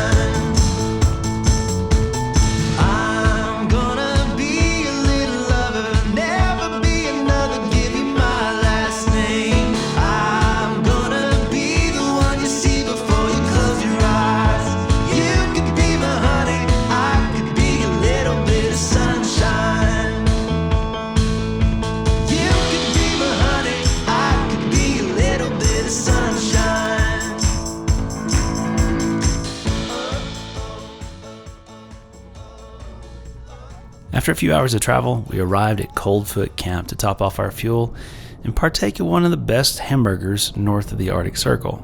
Founded in 1898 when thousands of eager prospectors arrived here due to rumors of nearby gold finds, Slate Creek, as it was originally named, quickly sprung up and boasted a gambling hall, 2 roadhouses, 7 saloons, and all the amenities that environment implies. But the town was later moved in 1912 to Wiseman, 13 miles away, when new gold discoveries drew away the miners. It briefly boomed again in the 1970s during the pipeline construction, but quickly became a ghost town until Iditarod champion Dick Mackey set up a hamburger stand in an old school bus for the truckers, moving supplies along the haul road. Over time, the truckers began to help build a more permanent structure by dropping off extra materials and hammering a few nails after having their delicious hamburger. Over time, a proper building was completed, and now this halfway mark between Fairbanks and Dead Horse is the perfect stopping point for weary, hungry travelers. Sharing this. How's that? Better than Mountain House. Hey. Just across the street is the gates of the Arctic Visitor Center, where you can get an educational look at the Arctic tundra, its wildlife, history, and intense weather swings. This is definitely a must-stop visit on the Dalton Highway.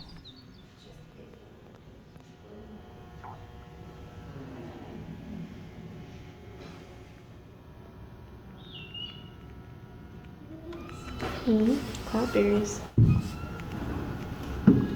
With our tank full of dead dinosaurs and our bellies topped off with a perfectly cooked burger, chicken fingers, and hand-cut french fries, we were ready for the next section of the journey, and probably our favorite stretch, up and over Adigan Pass to the North Slope. My home is not a highway, a straight road to follow, one well-known lone pavements I roam through wide open space with no maps or foot tracks, no turn backs. I'm in deep. I'm still out here and I'm still moving along, still wondering. I'm still at it. I'm still keeping on, still wondering.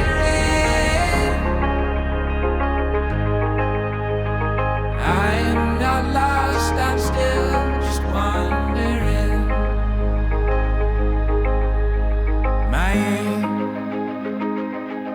is distant, far away. I'm believing in long reaching.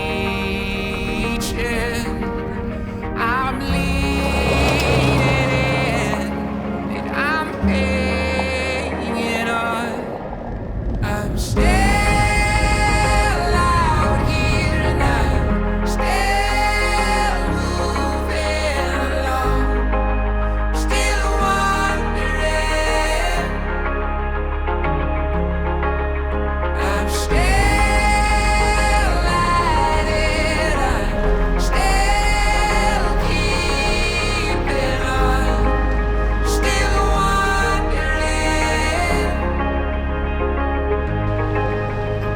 I am not lost, I'm still just wondering where I go. I am not certain that I know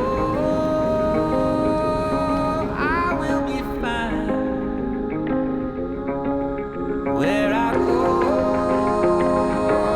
I am not certain that I know all in good time,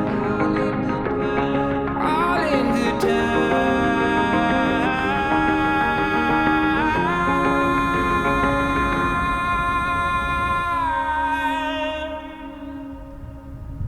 And if this is being lost, then may I never be found.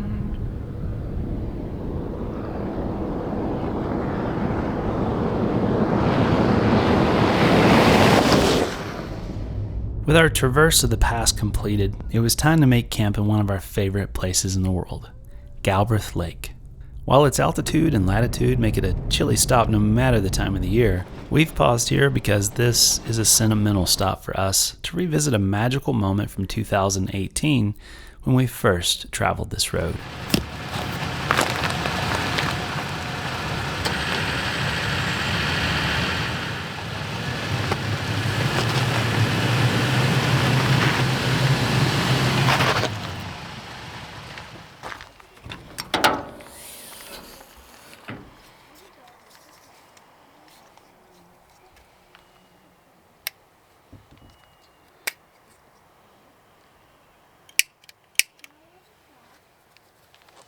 Get out of here.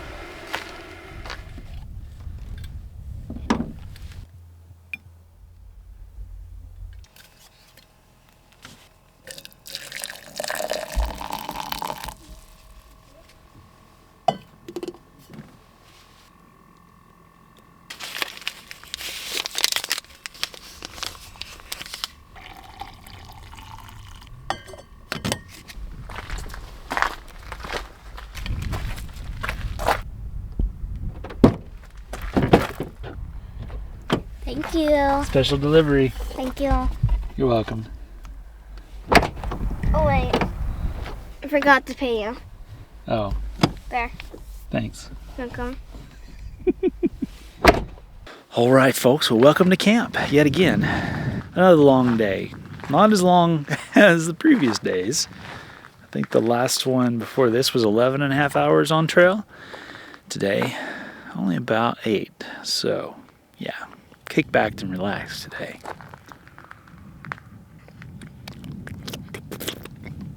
Hot.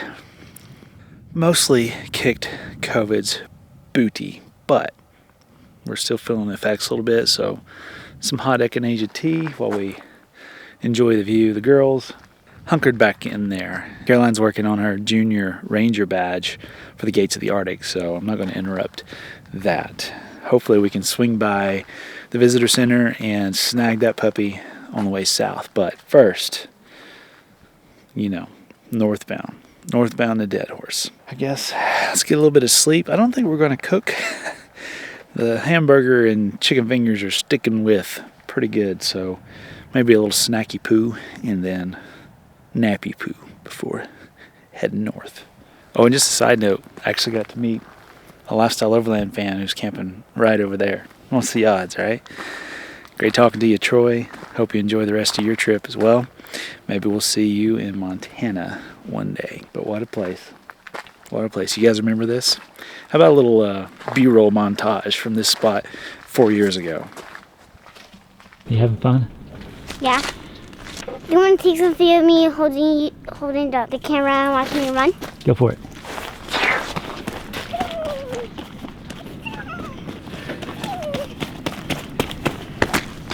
Good job. How many does it have? That was like 5 seconds.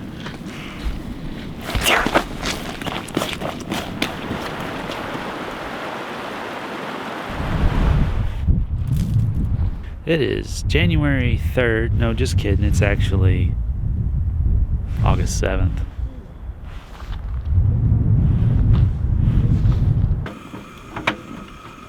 Let's do that.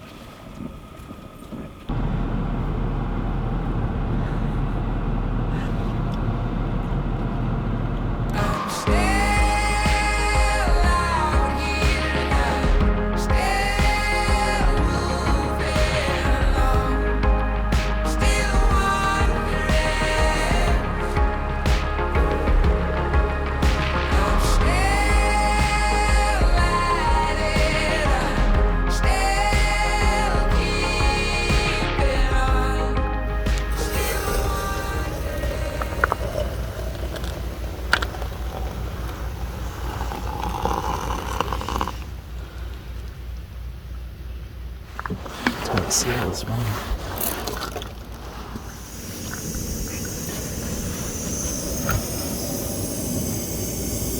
This is called the hover breakfast. We had an ambitious plan today, so another quick breakfast of coffee, pre-cooked sausage, and egg bites would have to hold us over until we could make Dead Horse, where we plan to hit the buffet at the Aurora Hotel. How'd the little hover method work? I think it's going to do just fine. It warmed it right up. Mm-hmm.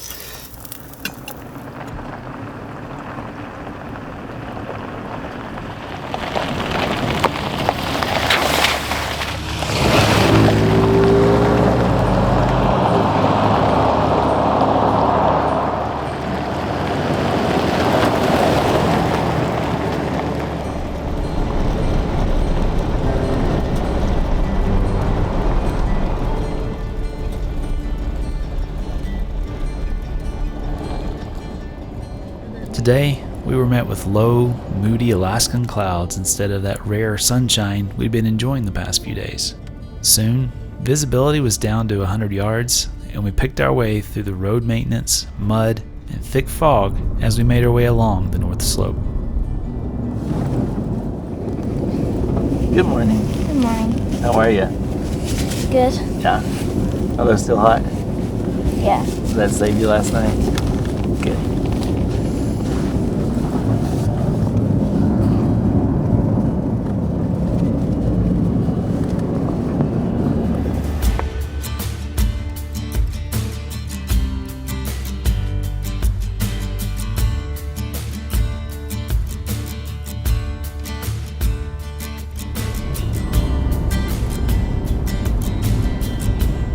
Thankfully, the worst of the fog lifted after about 100 miles of travel, and we began to keep a sharp eye out for some of our favorite Alaskan wildlife, known as the muskox, or hippie buffalo as we jokingly call them. And as if on cue, these otherworldly creatures appeared on our horizon. These stocky, long-haired Arctic animals were built for the world's harshest environments, with bulls weighing up to 800 pounds and standing as high as 5 feet at their humped shoulder. While both male and females grow imposing horns, the males have a much thicker set of headgear, which comes in handy during the rut, or mating season, where they fight for dominance over a harem of females. With 4 inches of thick horn and another 3 inches of heavy skull, these guys are the definition of hard-headed and often take 15 to 20 high-speed collisions from up to 50 yards apart to determine who is the head bull. Oh yeah.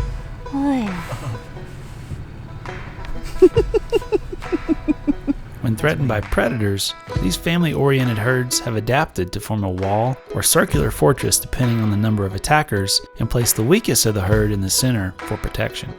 Wolves and bears have to think long and hard before attempting to attack in this situation. Even being within striking distance can be dangerous for predators, since these fierce animals often sally forth from their circle and attack when the opportunity arises. While much of the Arctic wildlife tends to sit out the winter in hibernation, these tough beasts live in the wide open, relying instead on their dual layer of insulating fur and inner civet, which is warmer than wool and softer than cashmere. When this layer is shed during the spring, it's actually collected from the tundra to be made into sweaters, scarves, and mittens. While this is a native range for the muskox, the entire Alaskan population was wiped out by the early 1900s, due in part to years of unregulated fur trade. Thankfully, in the 1930s, efforts were taken by the U.S. government to reintroduce this majestic animal, and 34 animals were relocated from Greenland to build a new herd. After over 90 years of conservation efforts, about 5,000 muskox call Alaska and its surrounding islands home. There aren't many animals in the world that carry themselves with such confidence in one of the most dangerous places on Earth. We were both amazed and thankful to see these old friends on our second trip up the Dalton. Or a porcupine.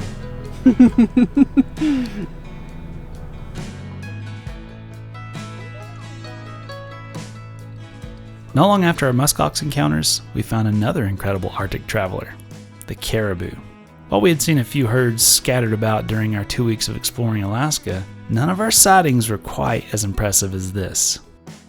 Alaskans rely on the 32 different caribou herds, numbering about 750,000 animals for sustenance, and the first archery hunt had just begun as we arrived in the outskirts of Deadhorse. Funny enough, the hunters were pushing some of the wiser caribou towards civilization for protection.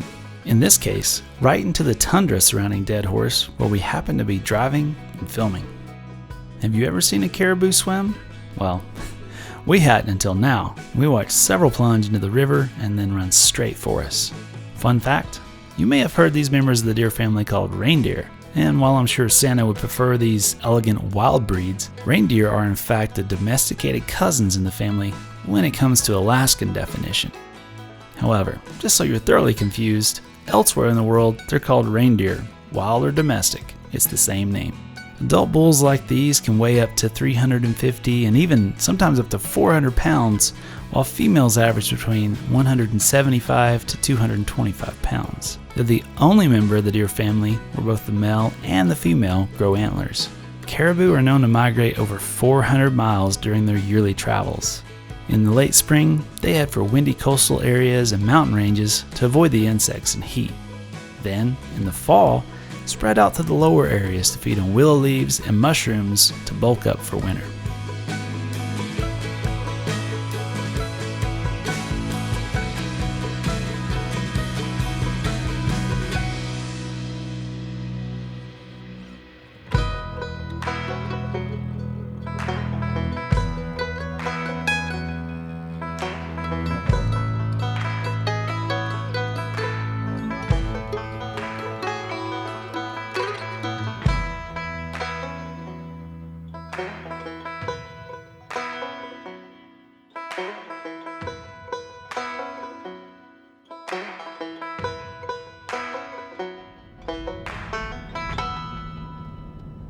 After an exciting last few northbound miles, we arrived unceremoniously in Dead Horse, Alaska.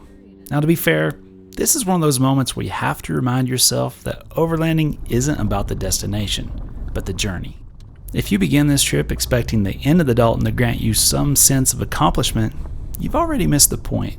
The Dalton experience is found in every mile going north and south, not necessarily here at its halfway mark. But beauty is in the eye of the beholder, and we've learned to make ourselves at home just about anywhere we find ourselves.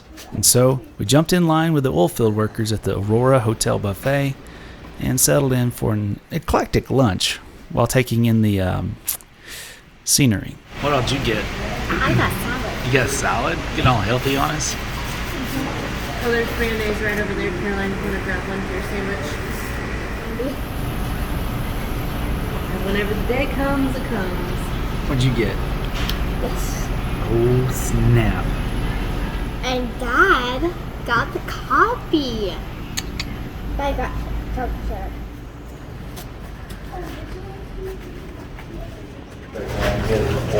When you say There's a bear walking around out here somewhere. really? Really? Why would they say that right now? Let me know to look around when you get out there. Yeah, they're just all waltzing out. Might steal your ice cream. The bear comes to lure out his ice cream. Maybe it's tasty in there. Yeah. It was how warm it was. I feel like I came out here on a bird. Oh, I see a deer. I saw a caribou. Right there. Drop dead.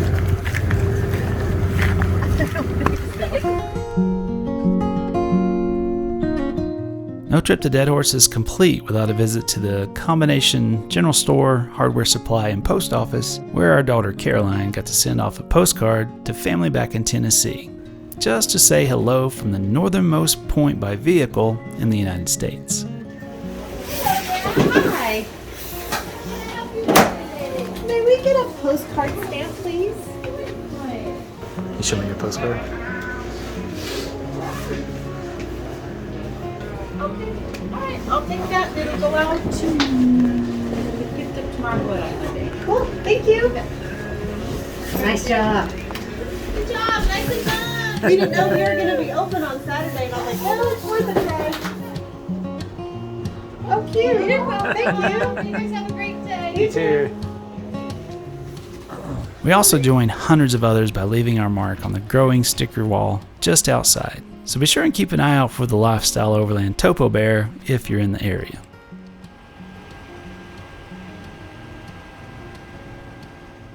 Now, if you're wondering why we didn't take the shuttle the last few miles to Prudhoe Bay proper and touch the Arctic Ocean, we actually already did that back in 2018 and felt that that was enough for us for now. Plus, at $80 a head for a ride past oilfield equipment to a beach lined with rusty drums, let's just say we weren't too enthusiastic about waiting for a scheduled time slot.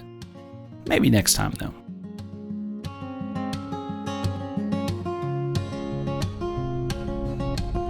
Now, it was time to top off with some of the most expensive fuel in the United States. Somewhat ironically, a mere stone's throw from an oil field pumping hundreds of thousands of gallons of crude oil southbound. At $8.12 a gallon, this was the most painful but rewarding fill-up in a very long time.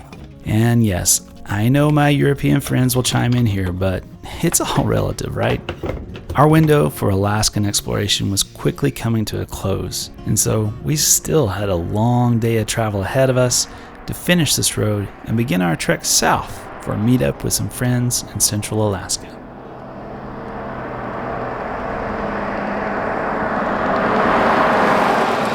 All right, ladies. That means the Dalton is done for the second time. Actually, I should rephrase that. 1.5 times, because we still got to go the other way.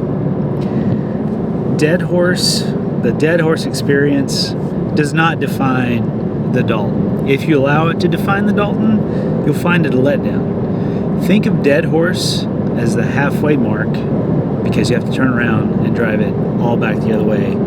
And it's a phenomenal ride, y'all. I had forgotten how beautiful it was. And to be fair, our first trip through, it was just raining so much that we didn't get to see a lot of the natural beauty that is along this route. But I don't know. I've always said if you have to choose between the Dempster and the Dalton, choose the Dempster. But I don't know.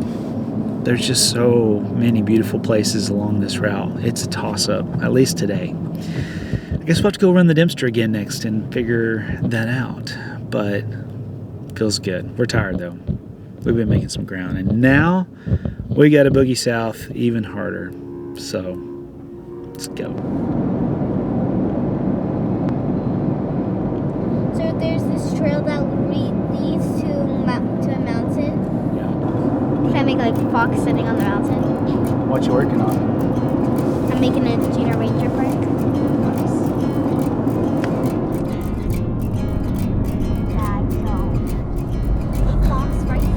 Staring at this hole in the sky, see I keep wasting my time wondering of all the places I could be. I am not who I was in the dreams we dare to dream when we are young. One day we wake up and we become something different. We are the sums of our decisions, fruit of our ambitions, a grain of sand, a drop in the ocean. Oh, what a trying notion.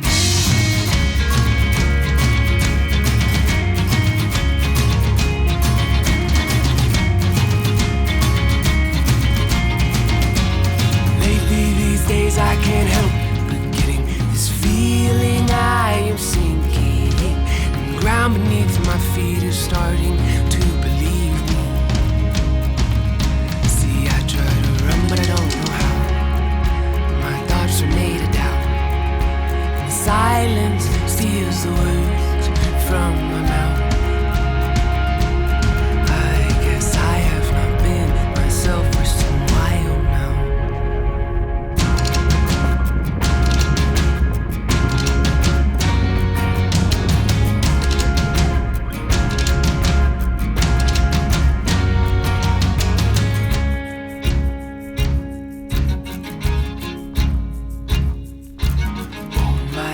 My love, can you hear me?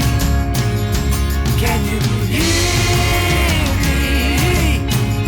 See, my heart is strong, but my will is wearing weary. Said I'm leaving come morning. I said I'm leaving come morning. I'll be gone, and it won't be long till I belong.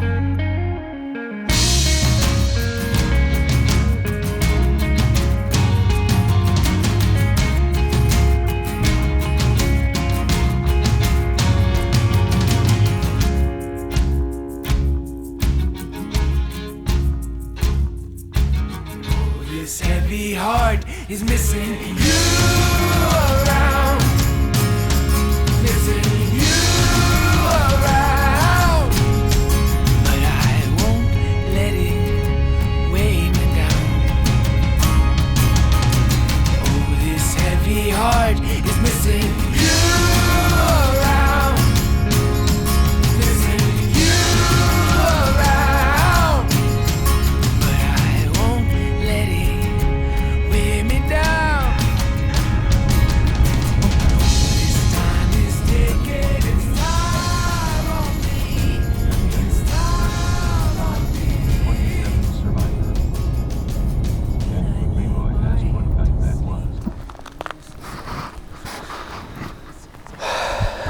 Well, it's been another long day, but well worth it. We've been on the trail since 8 a.m. It is now 11:30 p.m. And we have returned back to the place we camped 2 days ago, positioning ourselves so that we can get up and make another cannonball run first thing in the morning to meet up with Craig and his daughter so that we can go on a couple more awesome, lesser known Alaskan trails. But we're exhausted. We thought we were going to have kind of a relaxing trip up here with 3 whole weeks to explore with, and then COVID ate our margin, just gobbled it up. So we're making as much time as we can, but it's awesome. I absolutely love it up here, guys. Love it. Blow up the house, said Harry, but they weren't listening. I suppose we could take him to the zoo, said Aunt Petunia slowly, and leave him in the car. Who are those people? That's Claire. Oh, yes! In a quarter mile, you will arrive at your destination. What's up, buddy? Hi, Caroline. Perfect timing. You ready to hit a trail? It's Milo. What's up, buddy? He's the most excited of everybody. I bet. I bet. After linking up, we headed into the surrounding hills where Craig wanted to show us some unique landscape before making our way to a spot he promised would be an epic camp.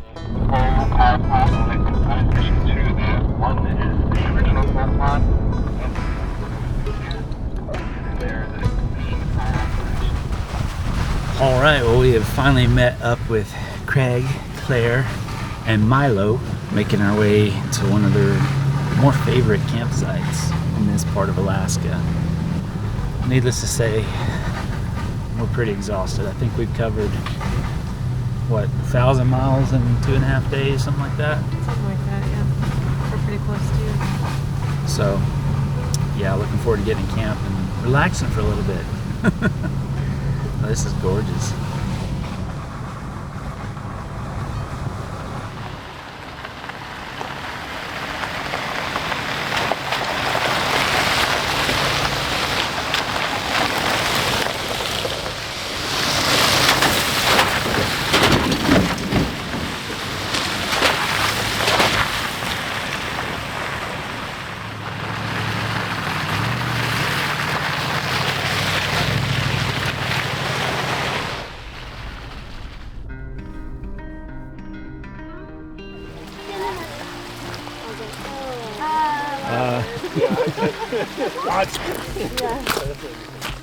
We took a short hike up a wash and entered into a landscape that would seem to be from the desert of Utah.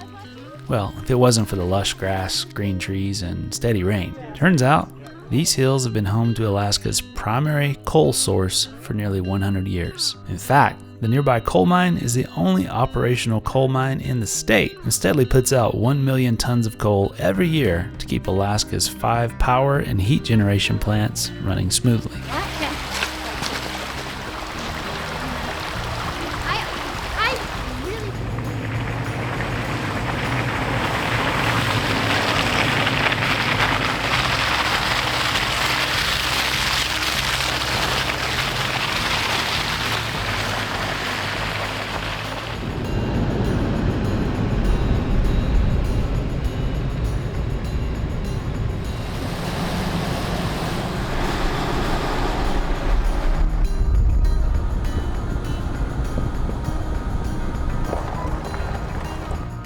We stumbled across a good reminder alongside the trail that huge predators frequent these lands, with an old kill mostly picked clean by bear, wolves, and other opportunistic wildlife.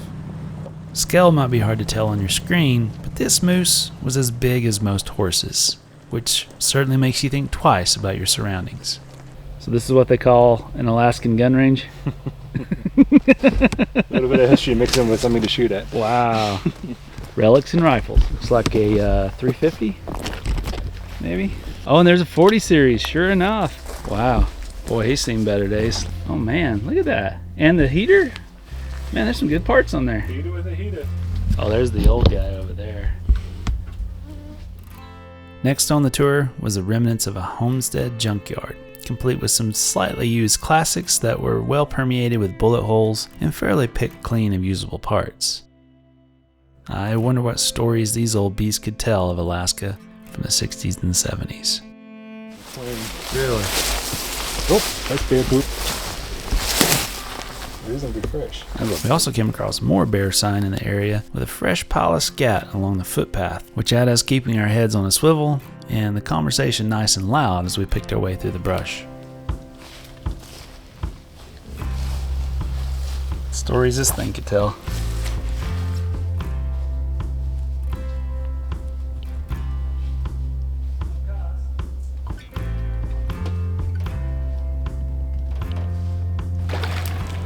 solid? Feel solid? I'm not too worried. I'm driving a rental. No, that's not fair. We'll follow you. Get good footage either way, right? Yeah.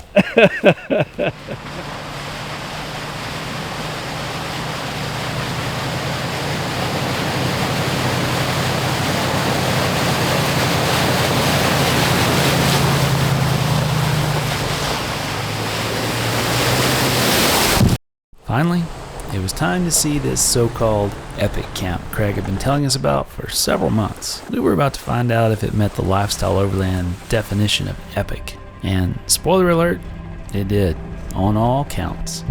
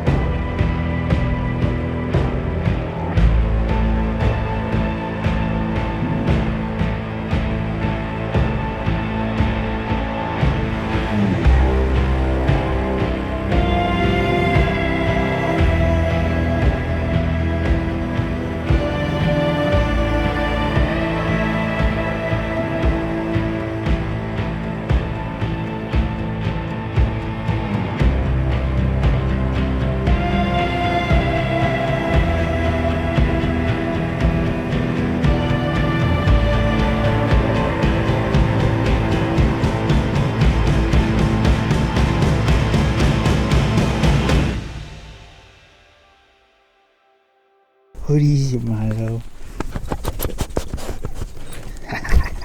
What's for dinner? I'm actually gonna cook something. Oh, what? Yeah, only tonight though. Yeah. Tomorrow night it's back to just the basics. Okay. But I saw these chicken skewers. Looks good. And then I'm gonna do some of one of our meals, but I'm gonna do it as a side, so it's a quinoa bowl. All right. And then I've got some mixed vegetables warming up in there. Oh, nice. Yeah. Full-fledged meal like here. a real actual meal this time. Well, here's a view that deserves it. Right? I would agree. You look cute with your pigtails, Boo Boo. We're doing Elsa the dump dump. How are you, Anna? Yeah. We got fire, baby. He's a jalapeno caribou. Ooh, oh, that's a nice knife you got there. Fantastic. Look at that. Brooke gave us some. I'll take the small guy down there. That looks good though. That looks really good. Jalapeno caribou stick. Oh wow! Right out the gate. Well, I don't know if it gets much worse than this, but you do what you got to do, right? Definitely got some more rain moving in. Further we drive south, the rainier it's been getting. What's up, buddy? You smell that?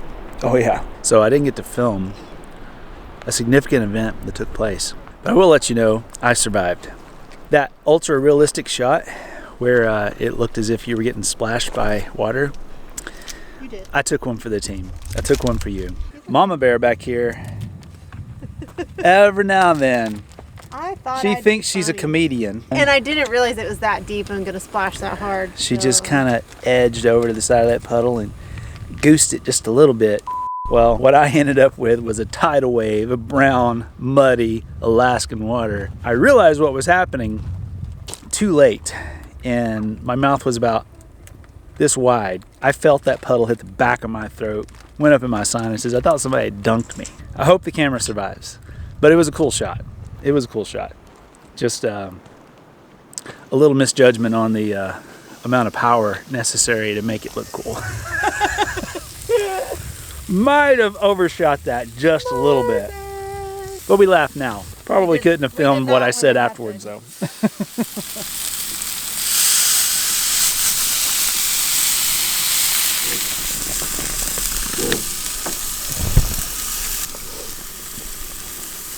You know what they say about paybacks? I'm a wiser man than that.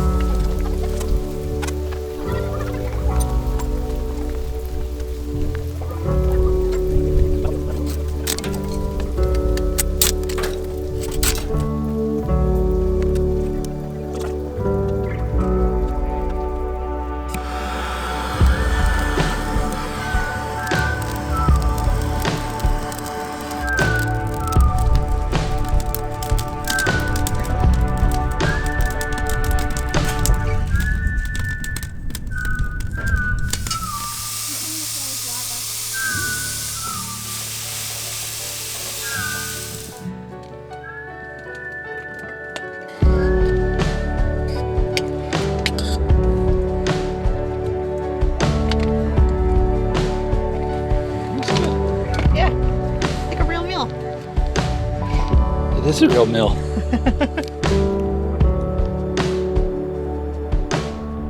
With rain showers blowing in and out of the valley, a delicious meal on our plates, and good friends to share the epic view with, we yet again experienced one of those moments that just make you sigh and whisper, Alaska, under your breath. There's just no place on earth quite like it, and we felt like we could stay on this mountaintop forever. But Alaska, being a wild and unpredictable beauty, had different plans for us, as we were to soon find out.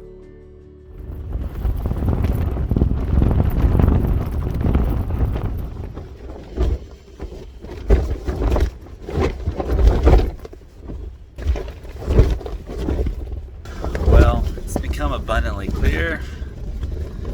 We need to relocate. Epic views. Epic winds. Excuse me. Let's get out of here. With every exposed epic camp comes a risk. While Craig had never had any issues with wind in this spot, he had failed to factor in the lifestyle overland curse of finding wind at just the wrong time. And so we quickly broke camp, which was relatively easy since, knowing our history with wind, we'd already packed most of our gear in preparation for the worst. After retreating to the cover of the conifer forest, we began scouting side trails in search of a spot big enough for our group, while Craig stayed on the main trail with the trailer.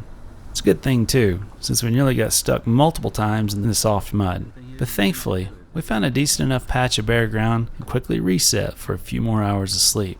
Well, it's about 4:15 in the morning now, and we found camp again. This time, no wind. Almost got stuck trying to back out of a trail. But let's try this. Una más.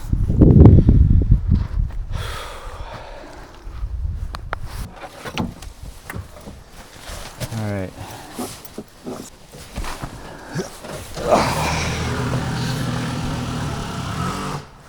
Dadgum neighbors are loud.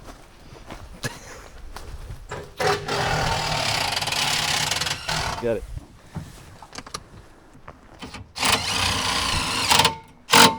Gotta be that guy. I have to be that guy.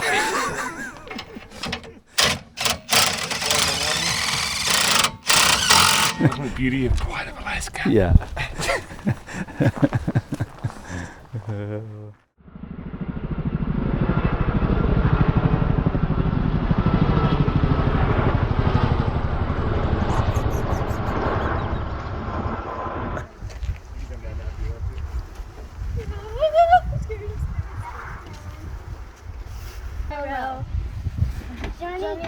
Johnny got hit by a U-S. You got stuck on your butt, Milo. I wish I was charging again. Well, good morning, afternoon, whatever it is. Rough night last night, needless to say. But it was worth that epic view for a little bit. Just wasn't expecting that 3 a.m. wake-up call. Thankfully, this spot wasn't too far away. A little bit issue getting here, almost got stuck, but we made it. And we got some extra sleep, so we're feeling a lot better. Now we're gonna pack it down. Craig's gonna drop his trailer, and we got a little trail to go run. Little out and back, as is most common here in Alaska. So let's hit the trail and just continue to pour coffee down our gullets.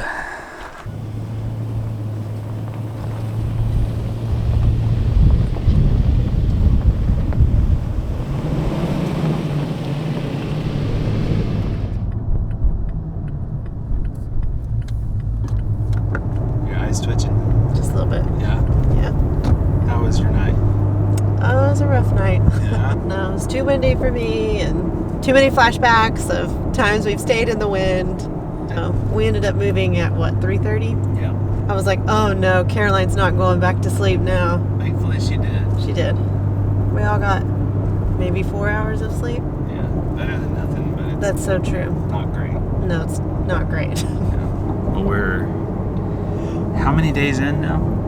17, 18 days.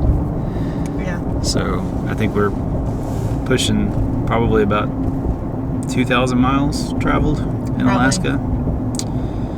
And fought off COVID on top of that, so Yeah. quite the eventful trip.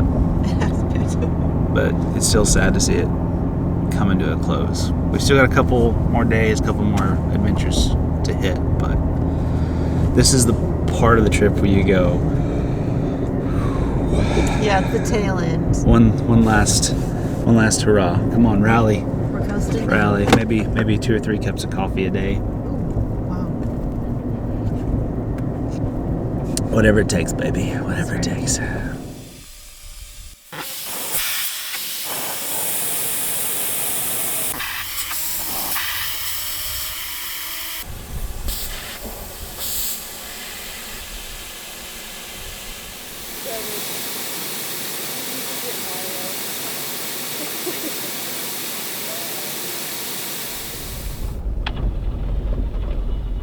Don't mess one up.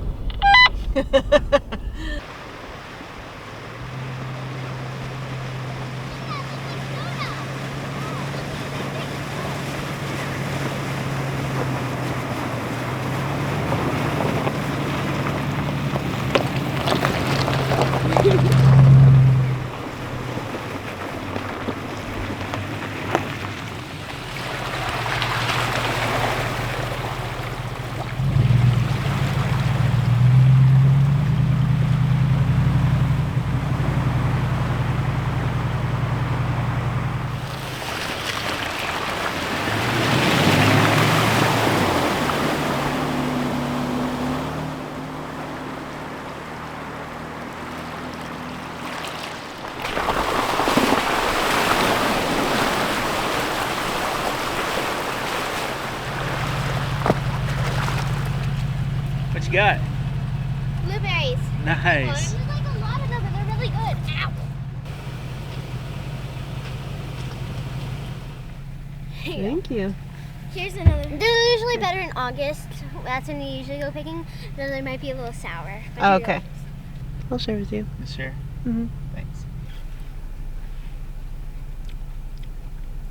They're a little sour, but the texture's great. Mm. They're gonna be perfect. Nice. Oh yeah. Oh yeah. The skin is so tender. Tastes like Alaska. Welcome to the Stampede Trail. This route was originally developed by prospectors in 1903, making their way to the gold strike in the Kantishna region. Later in the 1930s, miner Earl Pilgrim used the trail to access his antimony claims, which is an element used in fireproofing, batteries, bearings, and solder. For many years, the only way to move this material was in the winter using cat trains, consisting of dozers and sleds loaded with ore and skidded across the frozen, snow-covered tundra to the railway near present-day Healy, Alaska. That'll work. If it wasn't for the rental. Then in 1960, the newly formed state of Alaska began construction of a road to the mines in hopes to ensure year-round access to the important mining site. But construction was halted after only 1 year, after 47.5 miles of roadway had been completed. No bridges were built, and in 1963, all maintenance on the route stopped entirely. Needless to say, it didn't take long for Wild Alaska to begin returning the land to its original consistency, and it wasn't long before most of the road disappeared into the tundra and bogs. But crazy enough, the story doesn't end there for this road. Okay, I will do. Out here, everything just eats you. It does. Mosquitoes are the biggest answer. Dang, dang, diggity, dang.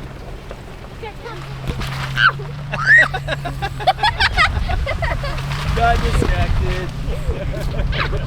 In the early summer of 1992, a lone nomadic traveler made his way across this snow-covered road, having hitchhiked across the lower 48 before arriving here in the Alaskan wilderness.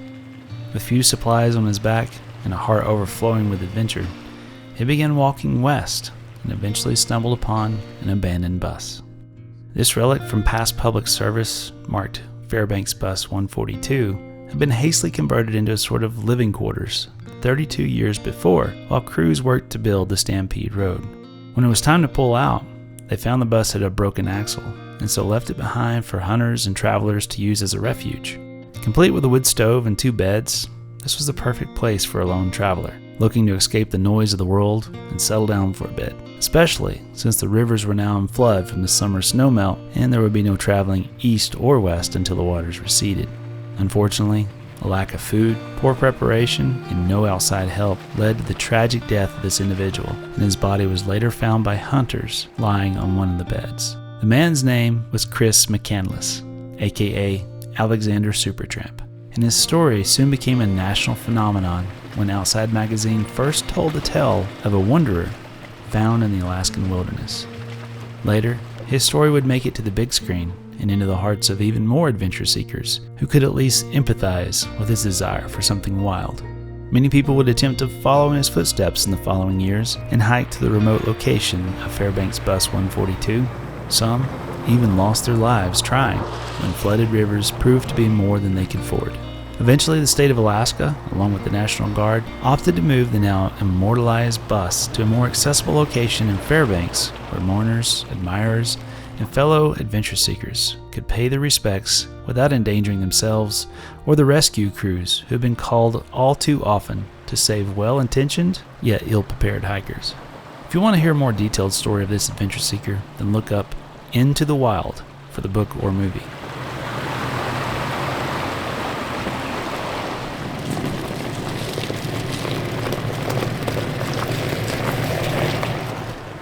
Yeah, that's like 4 feet. I don't think we want to give that a go. Maybe you could. It would be fine. It's a rental, you know. It's a rental. After only 13 of the original 47.5 miles, the terrain went from rocky to swampy, and the next water crossing was about 4 foot deep with a muddy bottom. And so, since the owner of the rental was with us, we decided to turn it around. I'm just kidding, Craig. We could tell by the drone's eye in the sky that what lay ahead was better suited to something more of an amphibious nature, or maybe later in the year, a sled team or snow machine. But for now, we had yet another trail to explore a bit further south. And so, it was time to head for our final camp of the adventure before exploring one last trail. It's the coldest hand that run down this land where the ocean lands. It's the tallest sound, the damn smallest crowd, but their hearts break loud. Far from ever feeling lost with me,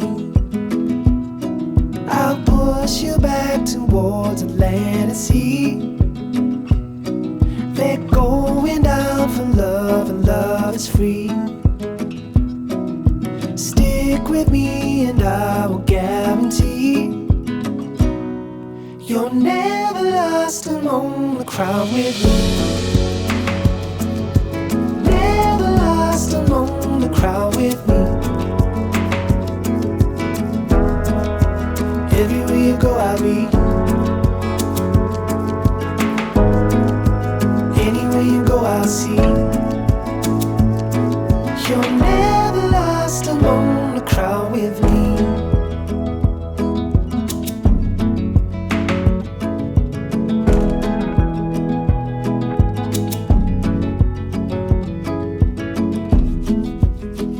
It's a furthest sun, the gone done for love. It's a pulsing shove. It's the sharpest cry. The here goes, but why? With a desperate lie. Far from ever feeling lost with me, I'll push you back towards the land and sea. They're going down for love, and love is free. Stick with me and I will guarantee you're never lost among the crowd with me. Never lost among the crowd with me. Everywhere you go I'll be. Anywhere you go I'll see. You're never lost among the crowd with me.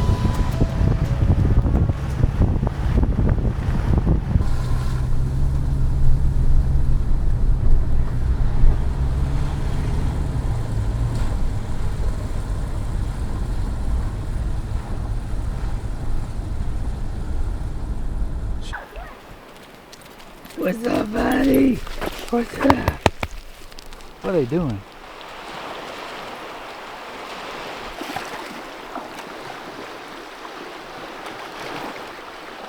Where you going, boy?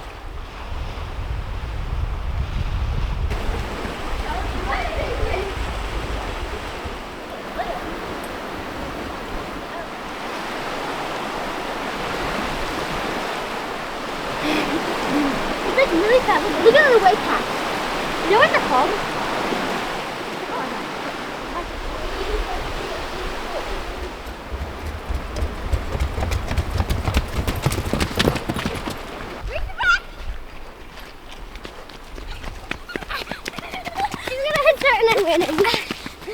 All right, well, our trek south to Anchorage has begun. We're a couple hundred miles further south from where we started out this morning and found camp along yet another trail. So getting ready to have some delectable dinner. Sarah, why don't you tell our fine followers what you're whipping up? Oh, tonight I'm slaving over homemade noodles and chicken with sweet springtime peas and lovely, dense, but fluffy garlic toast. Oh, wow. Sounds like a feast. It's gonna be great. Look at that. They look so happy. They look excited to eat it. Like we said before, if they're happy, we can be happy. Yeah, it's where you eat it. It's not what you eat. Right.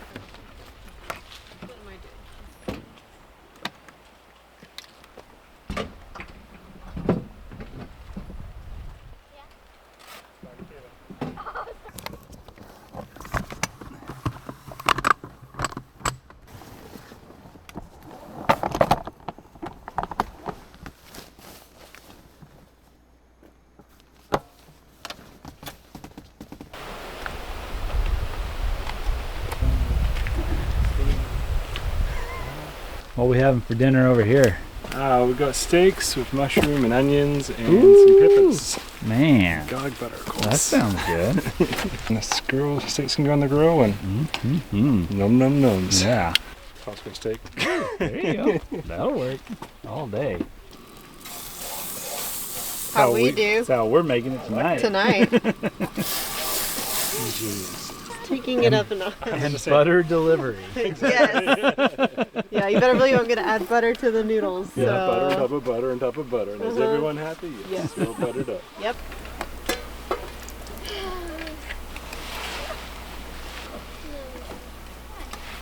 What you doing, boy? What you doing?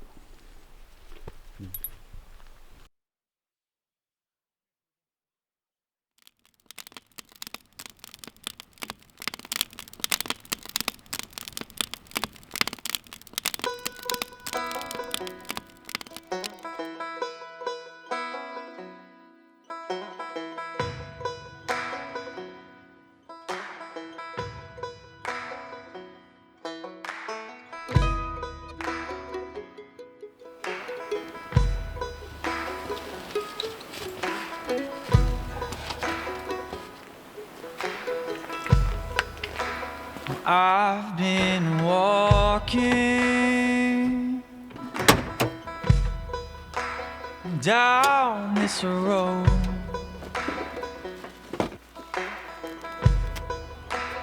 on my own,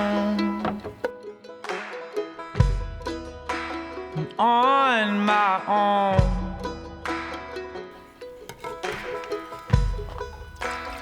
I've been searching to find my way,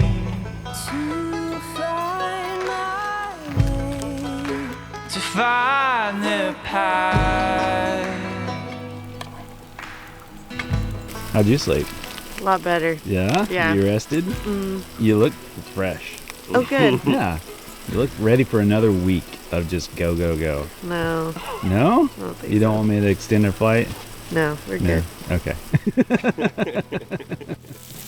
it's got to end. Yeah. You have to go back to start appreciating it at some point. That is true. That is true. Otherwise, you're just in it. Yeah, exactly. Eventually. The train ain't running like I wanted to go.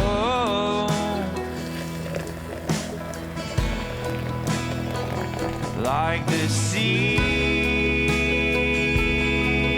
wait for the dawn to come. I feel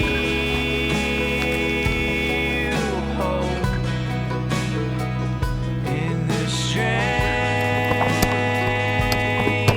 of our love.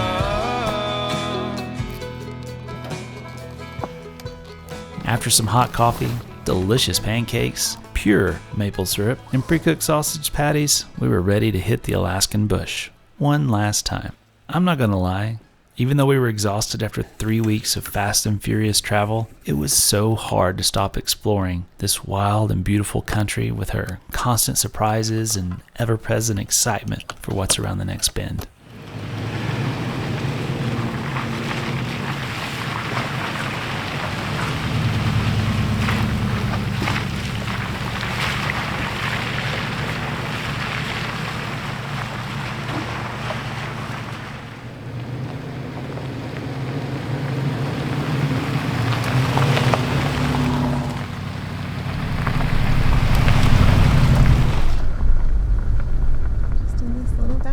Welcome to Petersville, Alaska. This tiny town of 21 people are all that's left of an all too familiar cycle of gold discovery, boom, then bust, leaving behind only a glimmer of its former glory. Now we owe our thanks for the existence of this trail to a gold strike in 1898 when prospectors began pulling color from their pans along Cache Creek, just a few miles west of here. The excitement for the discovery was quickly tempered though, since these gold fields were very remote, which made moving mining equipment and supplies extremely difficult. Then, in 1917, a miner named Henry Barenberg blazed the trail from Cache Creek to Talkeetna, and soon, a fresh stream of miners began making their way to the finds. The Cache Creek Wagon Road, as it was called, would eventually be widened and renamed the Petersville Road as more formal settlements were developed along its route. To date, an estimated 200,000 ounces of gold have been pulled from these streams. That's about $347 million at gold's current value, which makes it even more impressive when you consider that this was all mostly dug and sluiced by hand.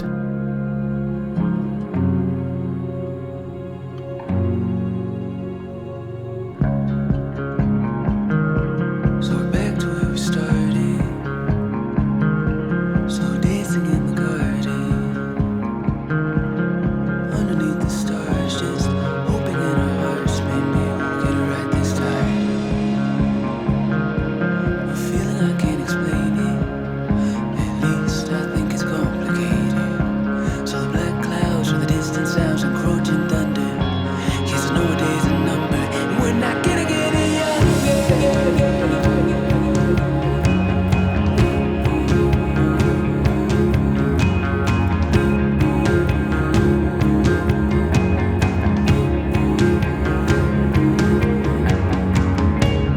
Hit it out of focus. You're falling for a moment. Take note of the unnoticed. Let go of the motive. Stop and smell the roses. Long as there's life in my lungs, I can't seem to separate you from the air I breathe. So it sounds just to find out what it really means. This is everything, this is nothing. This is something in between. Wake up, my love, rise with the sun, taking the myths and pieces of all that once was yet to come. I know there must be some reason, some objective truth.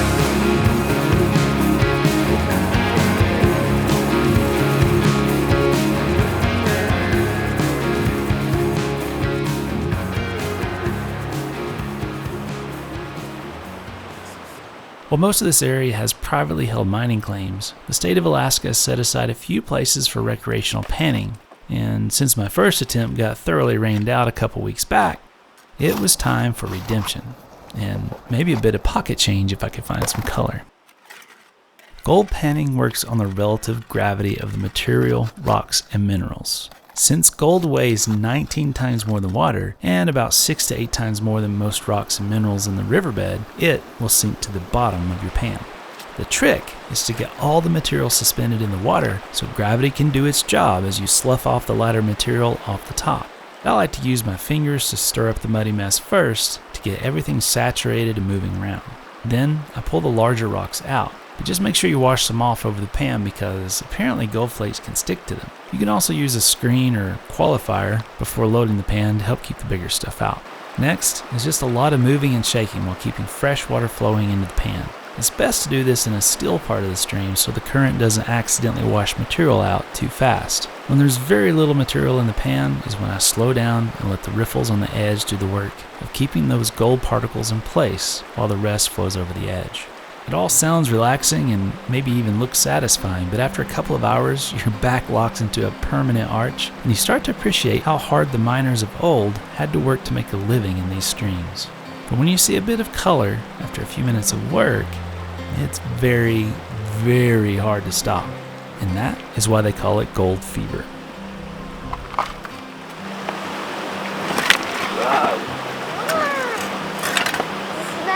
That'll work. All right, now set it in the water. Use your fingers and remember to stir it up without letting any big pieces fall out, like this. Help that gold go down to the bottom. Pick it up and just go side to side. Well, front to back, really. Shake it a little harder and tilt it. Tilt it out a little more so that the bad stuff can go out. There you go. There you go. Now, pause a second. Give it a good smack. No, like this. And then just go back to doing this again. A little smack. A little bit of this. And you want to keep it just moving so that gold can fall to the bottom, okay? There you go. You got small ones you can on? Yeah, So you're gonna go, let's turn those riffles this way. You follow me, okay? There you go, you're doing good. See how I'm back up out of the water now? We gotta get a little more of that sand out of there though. Do you see any? A little bitty piece right there. Where? Oh yeah, I see that.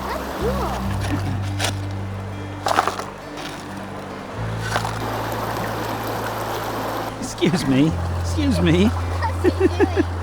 He's hunting the rock. Dad, look at this. Awesome. Look at this. That's gorgeous. After a good workout and several pans with a bit of color, it was time to stretch sore limbs and finish out the trail while we soaked up a little bit of that rare Alaskan golden sunshine instead. We certainly didn't pay for the trip with this effort, but the special connection of panning with Caroline alongside a stream where miners worked 100 years ago keeps us coming back for more. And who knows, maybe one day we'll get lucky and find a small nugget. But for now, we're far richer in our experiences, and that is just fine with us.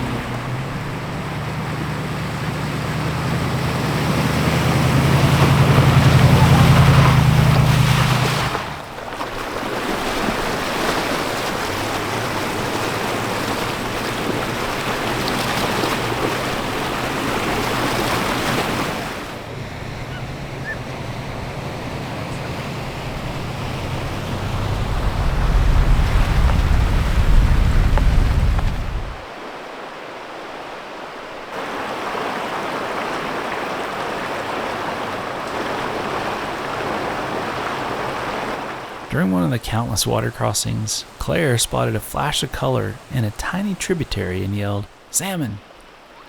Honestly, the stream was so small we were a bit stunned when we ran back and indeed saw a beautiful 30-plus inch salmon trying to decide its next move, which was apparently to backtrack to the larger river for now. It's unreal how far these fish travel to spawn, and apparently some come from tiny streams one would never suspect held such a big fish.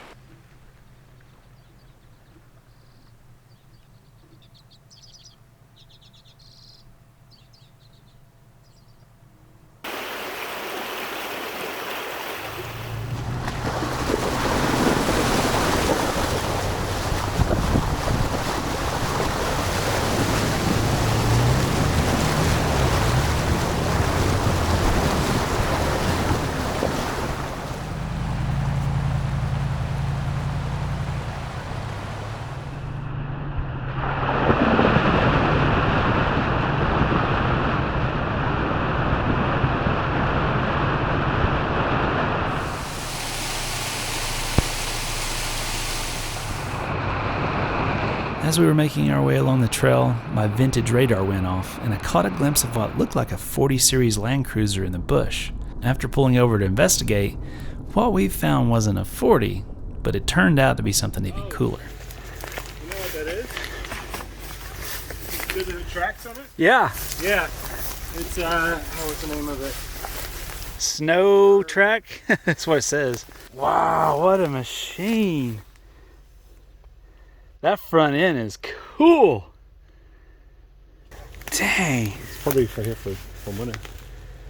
That's awesome. Look at, dude, that is the winter Alaska Overland edition right there. You need to get one of those and build that out. See, there's your roof business. There's your roof rack right there. Man, that's so cool. These are awesome. I wonder what year that is. Almost like a Citron base in the Sweden. S24, number 409. Wow. That is amazing. Love the radio on the side too as well. Yeah. Snow. Looks like we need a winter adventure in our future with something like this to play around in. I made sure to thoroughly encourage Craig to add one of these to the fleet for next time. With yet another incredible Alaskan trail complete, it was time for the ceremonial airing up. In the distance, Denali continued to tease us with glimpses of her snowy shroud through the sporadic cloud cover, and we couldn't help but sigh wistfully, knowing that our time in Alaska was up, and we would soon be on a jet headed south again. There aren't words to express our special connection to this wild, magical land, and every time we set foot in this wilderness, the call grows a little louder in our bones to return again. Who knows? Maybe one day it will get the better of us and we'll just stay.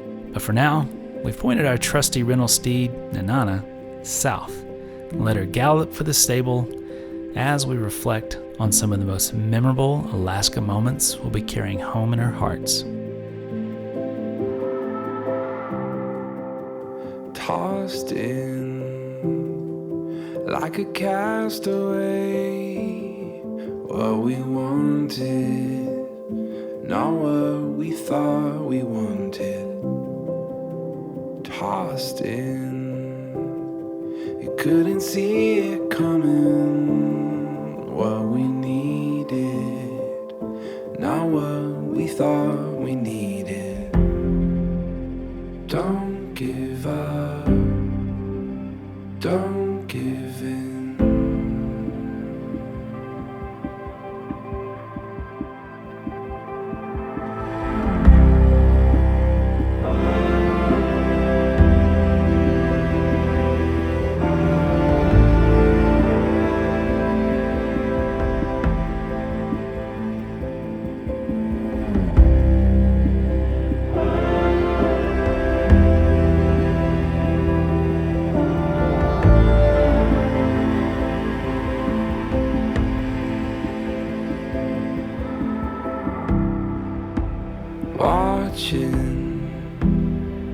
Waiting patiently from where riches flow, my heart is sure to follow. Over here, you can see much clearer. What you wanted was always only what we needed. Won't give up, won't give in. Take everything we have and let the new begin. Won't give up, won't give in.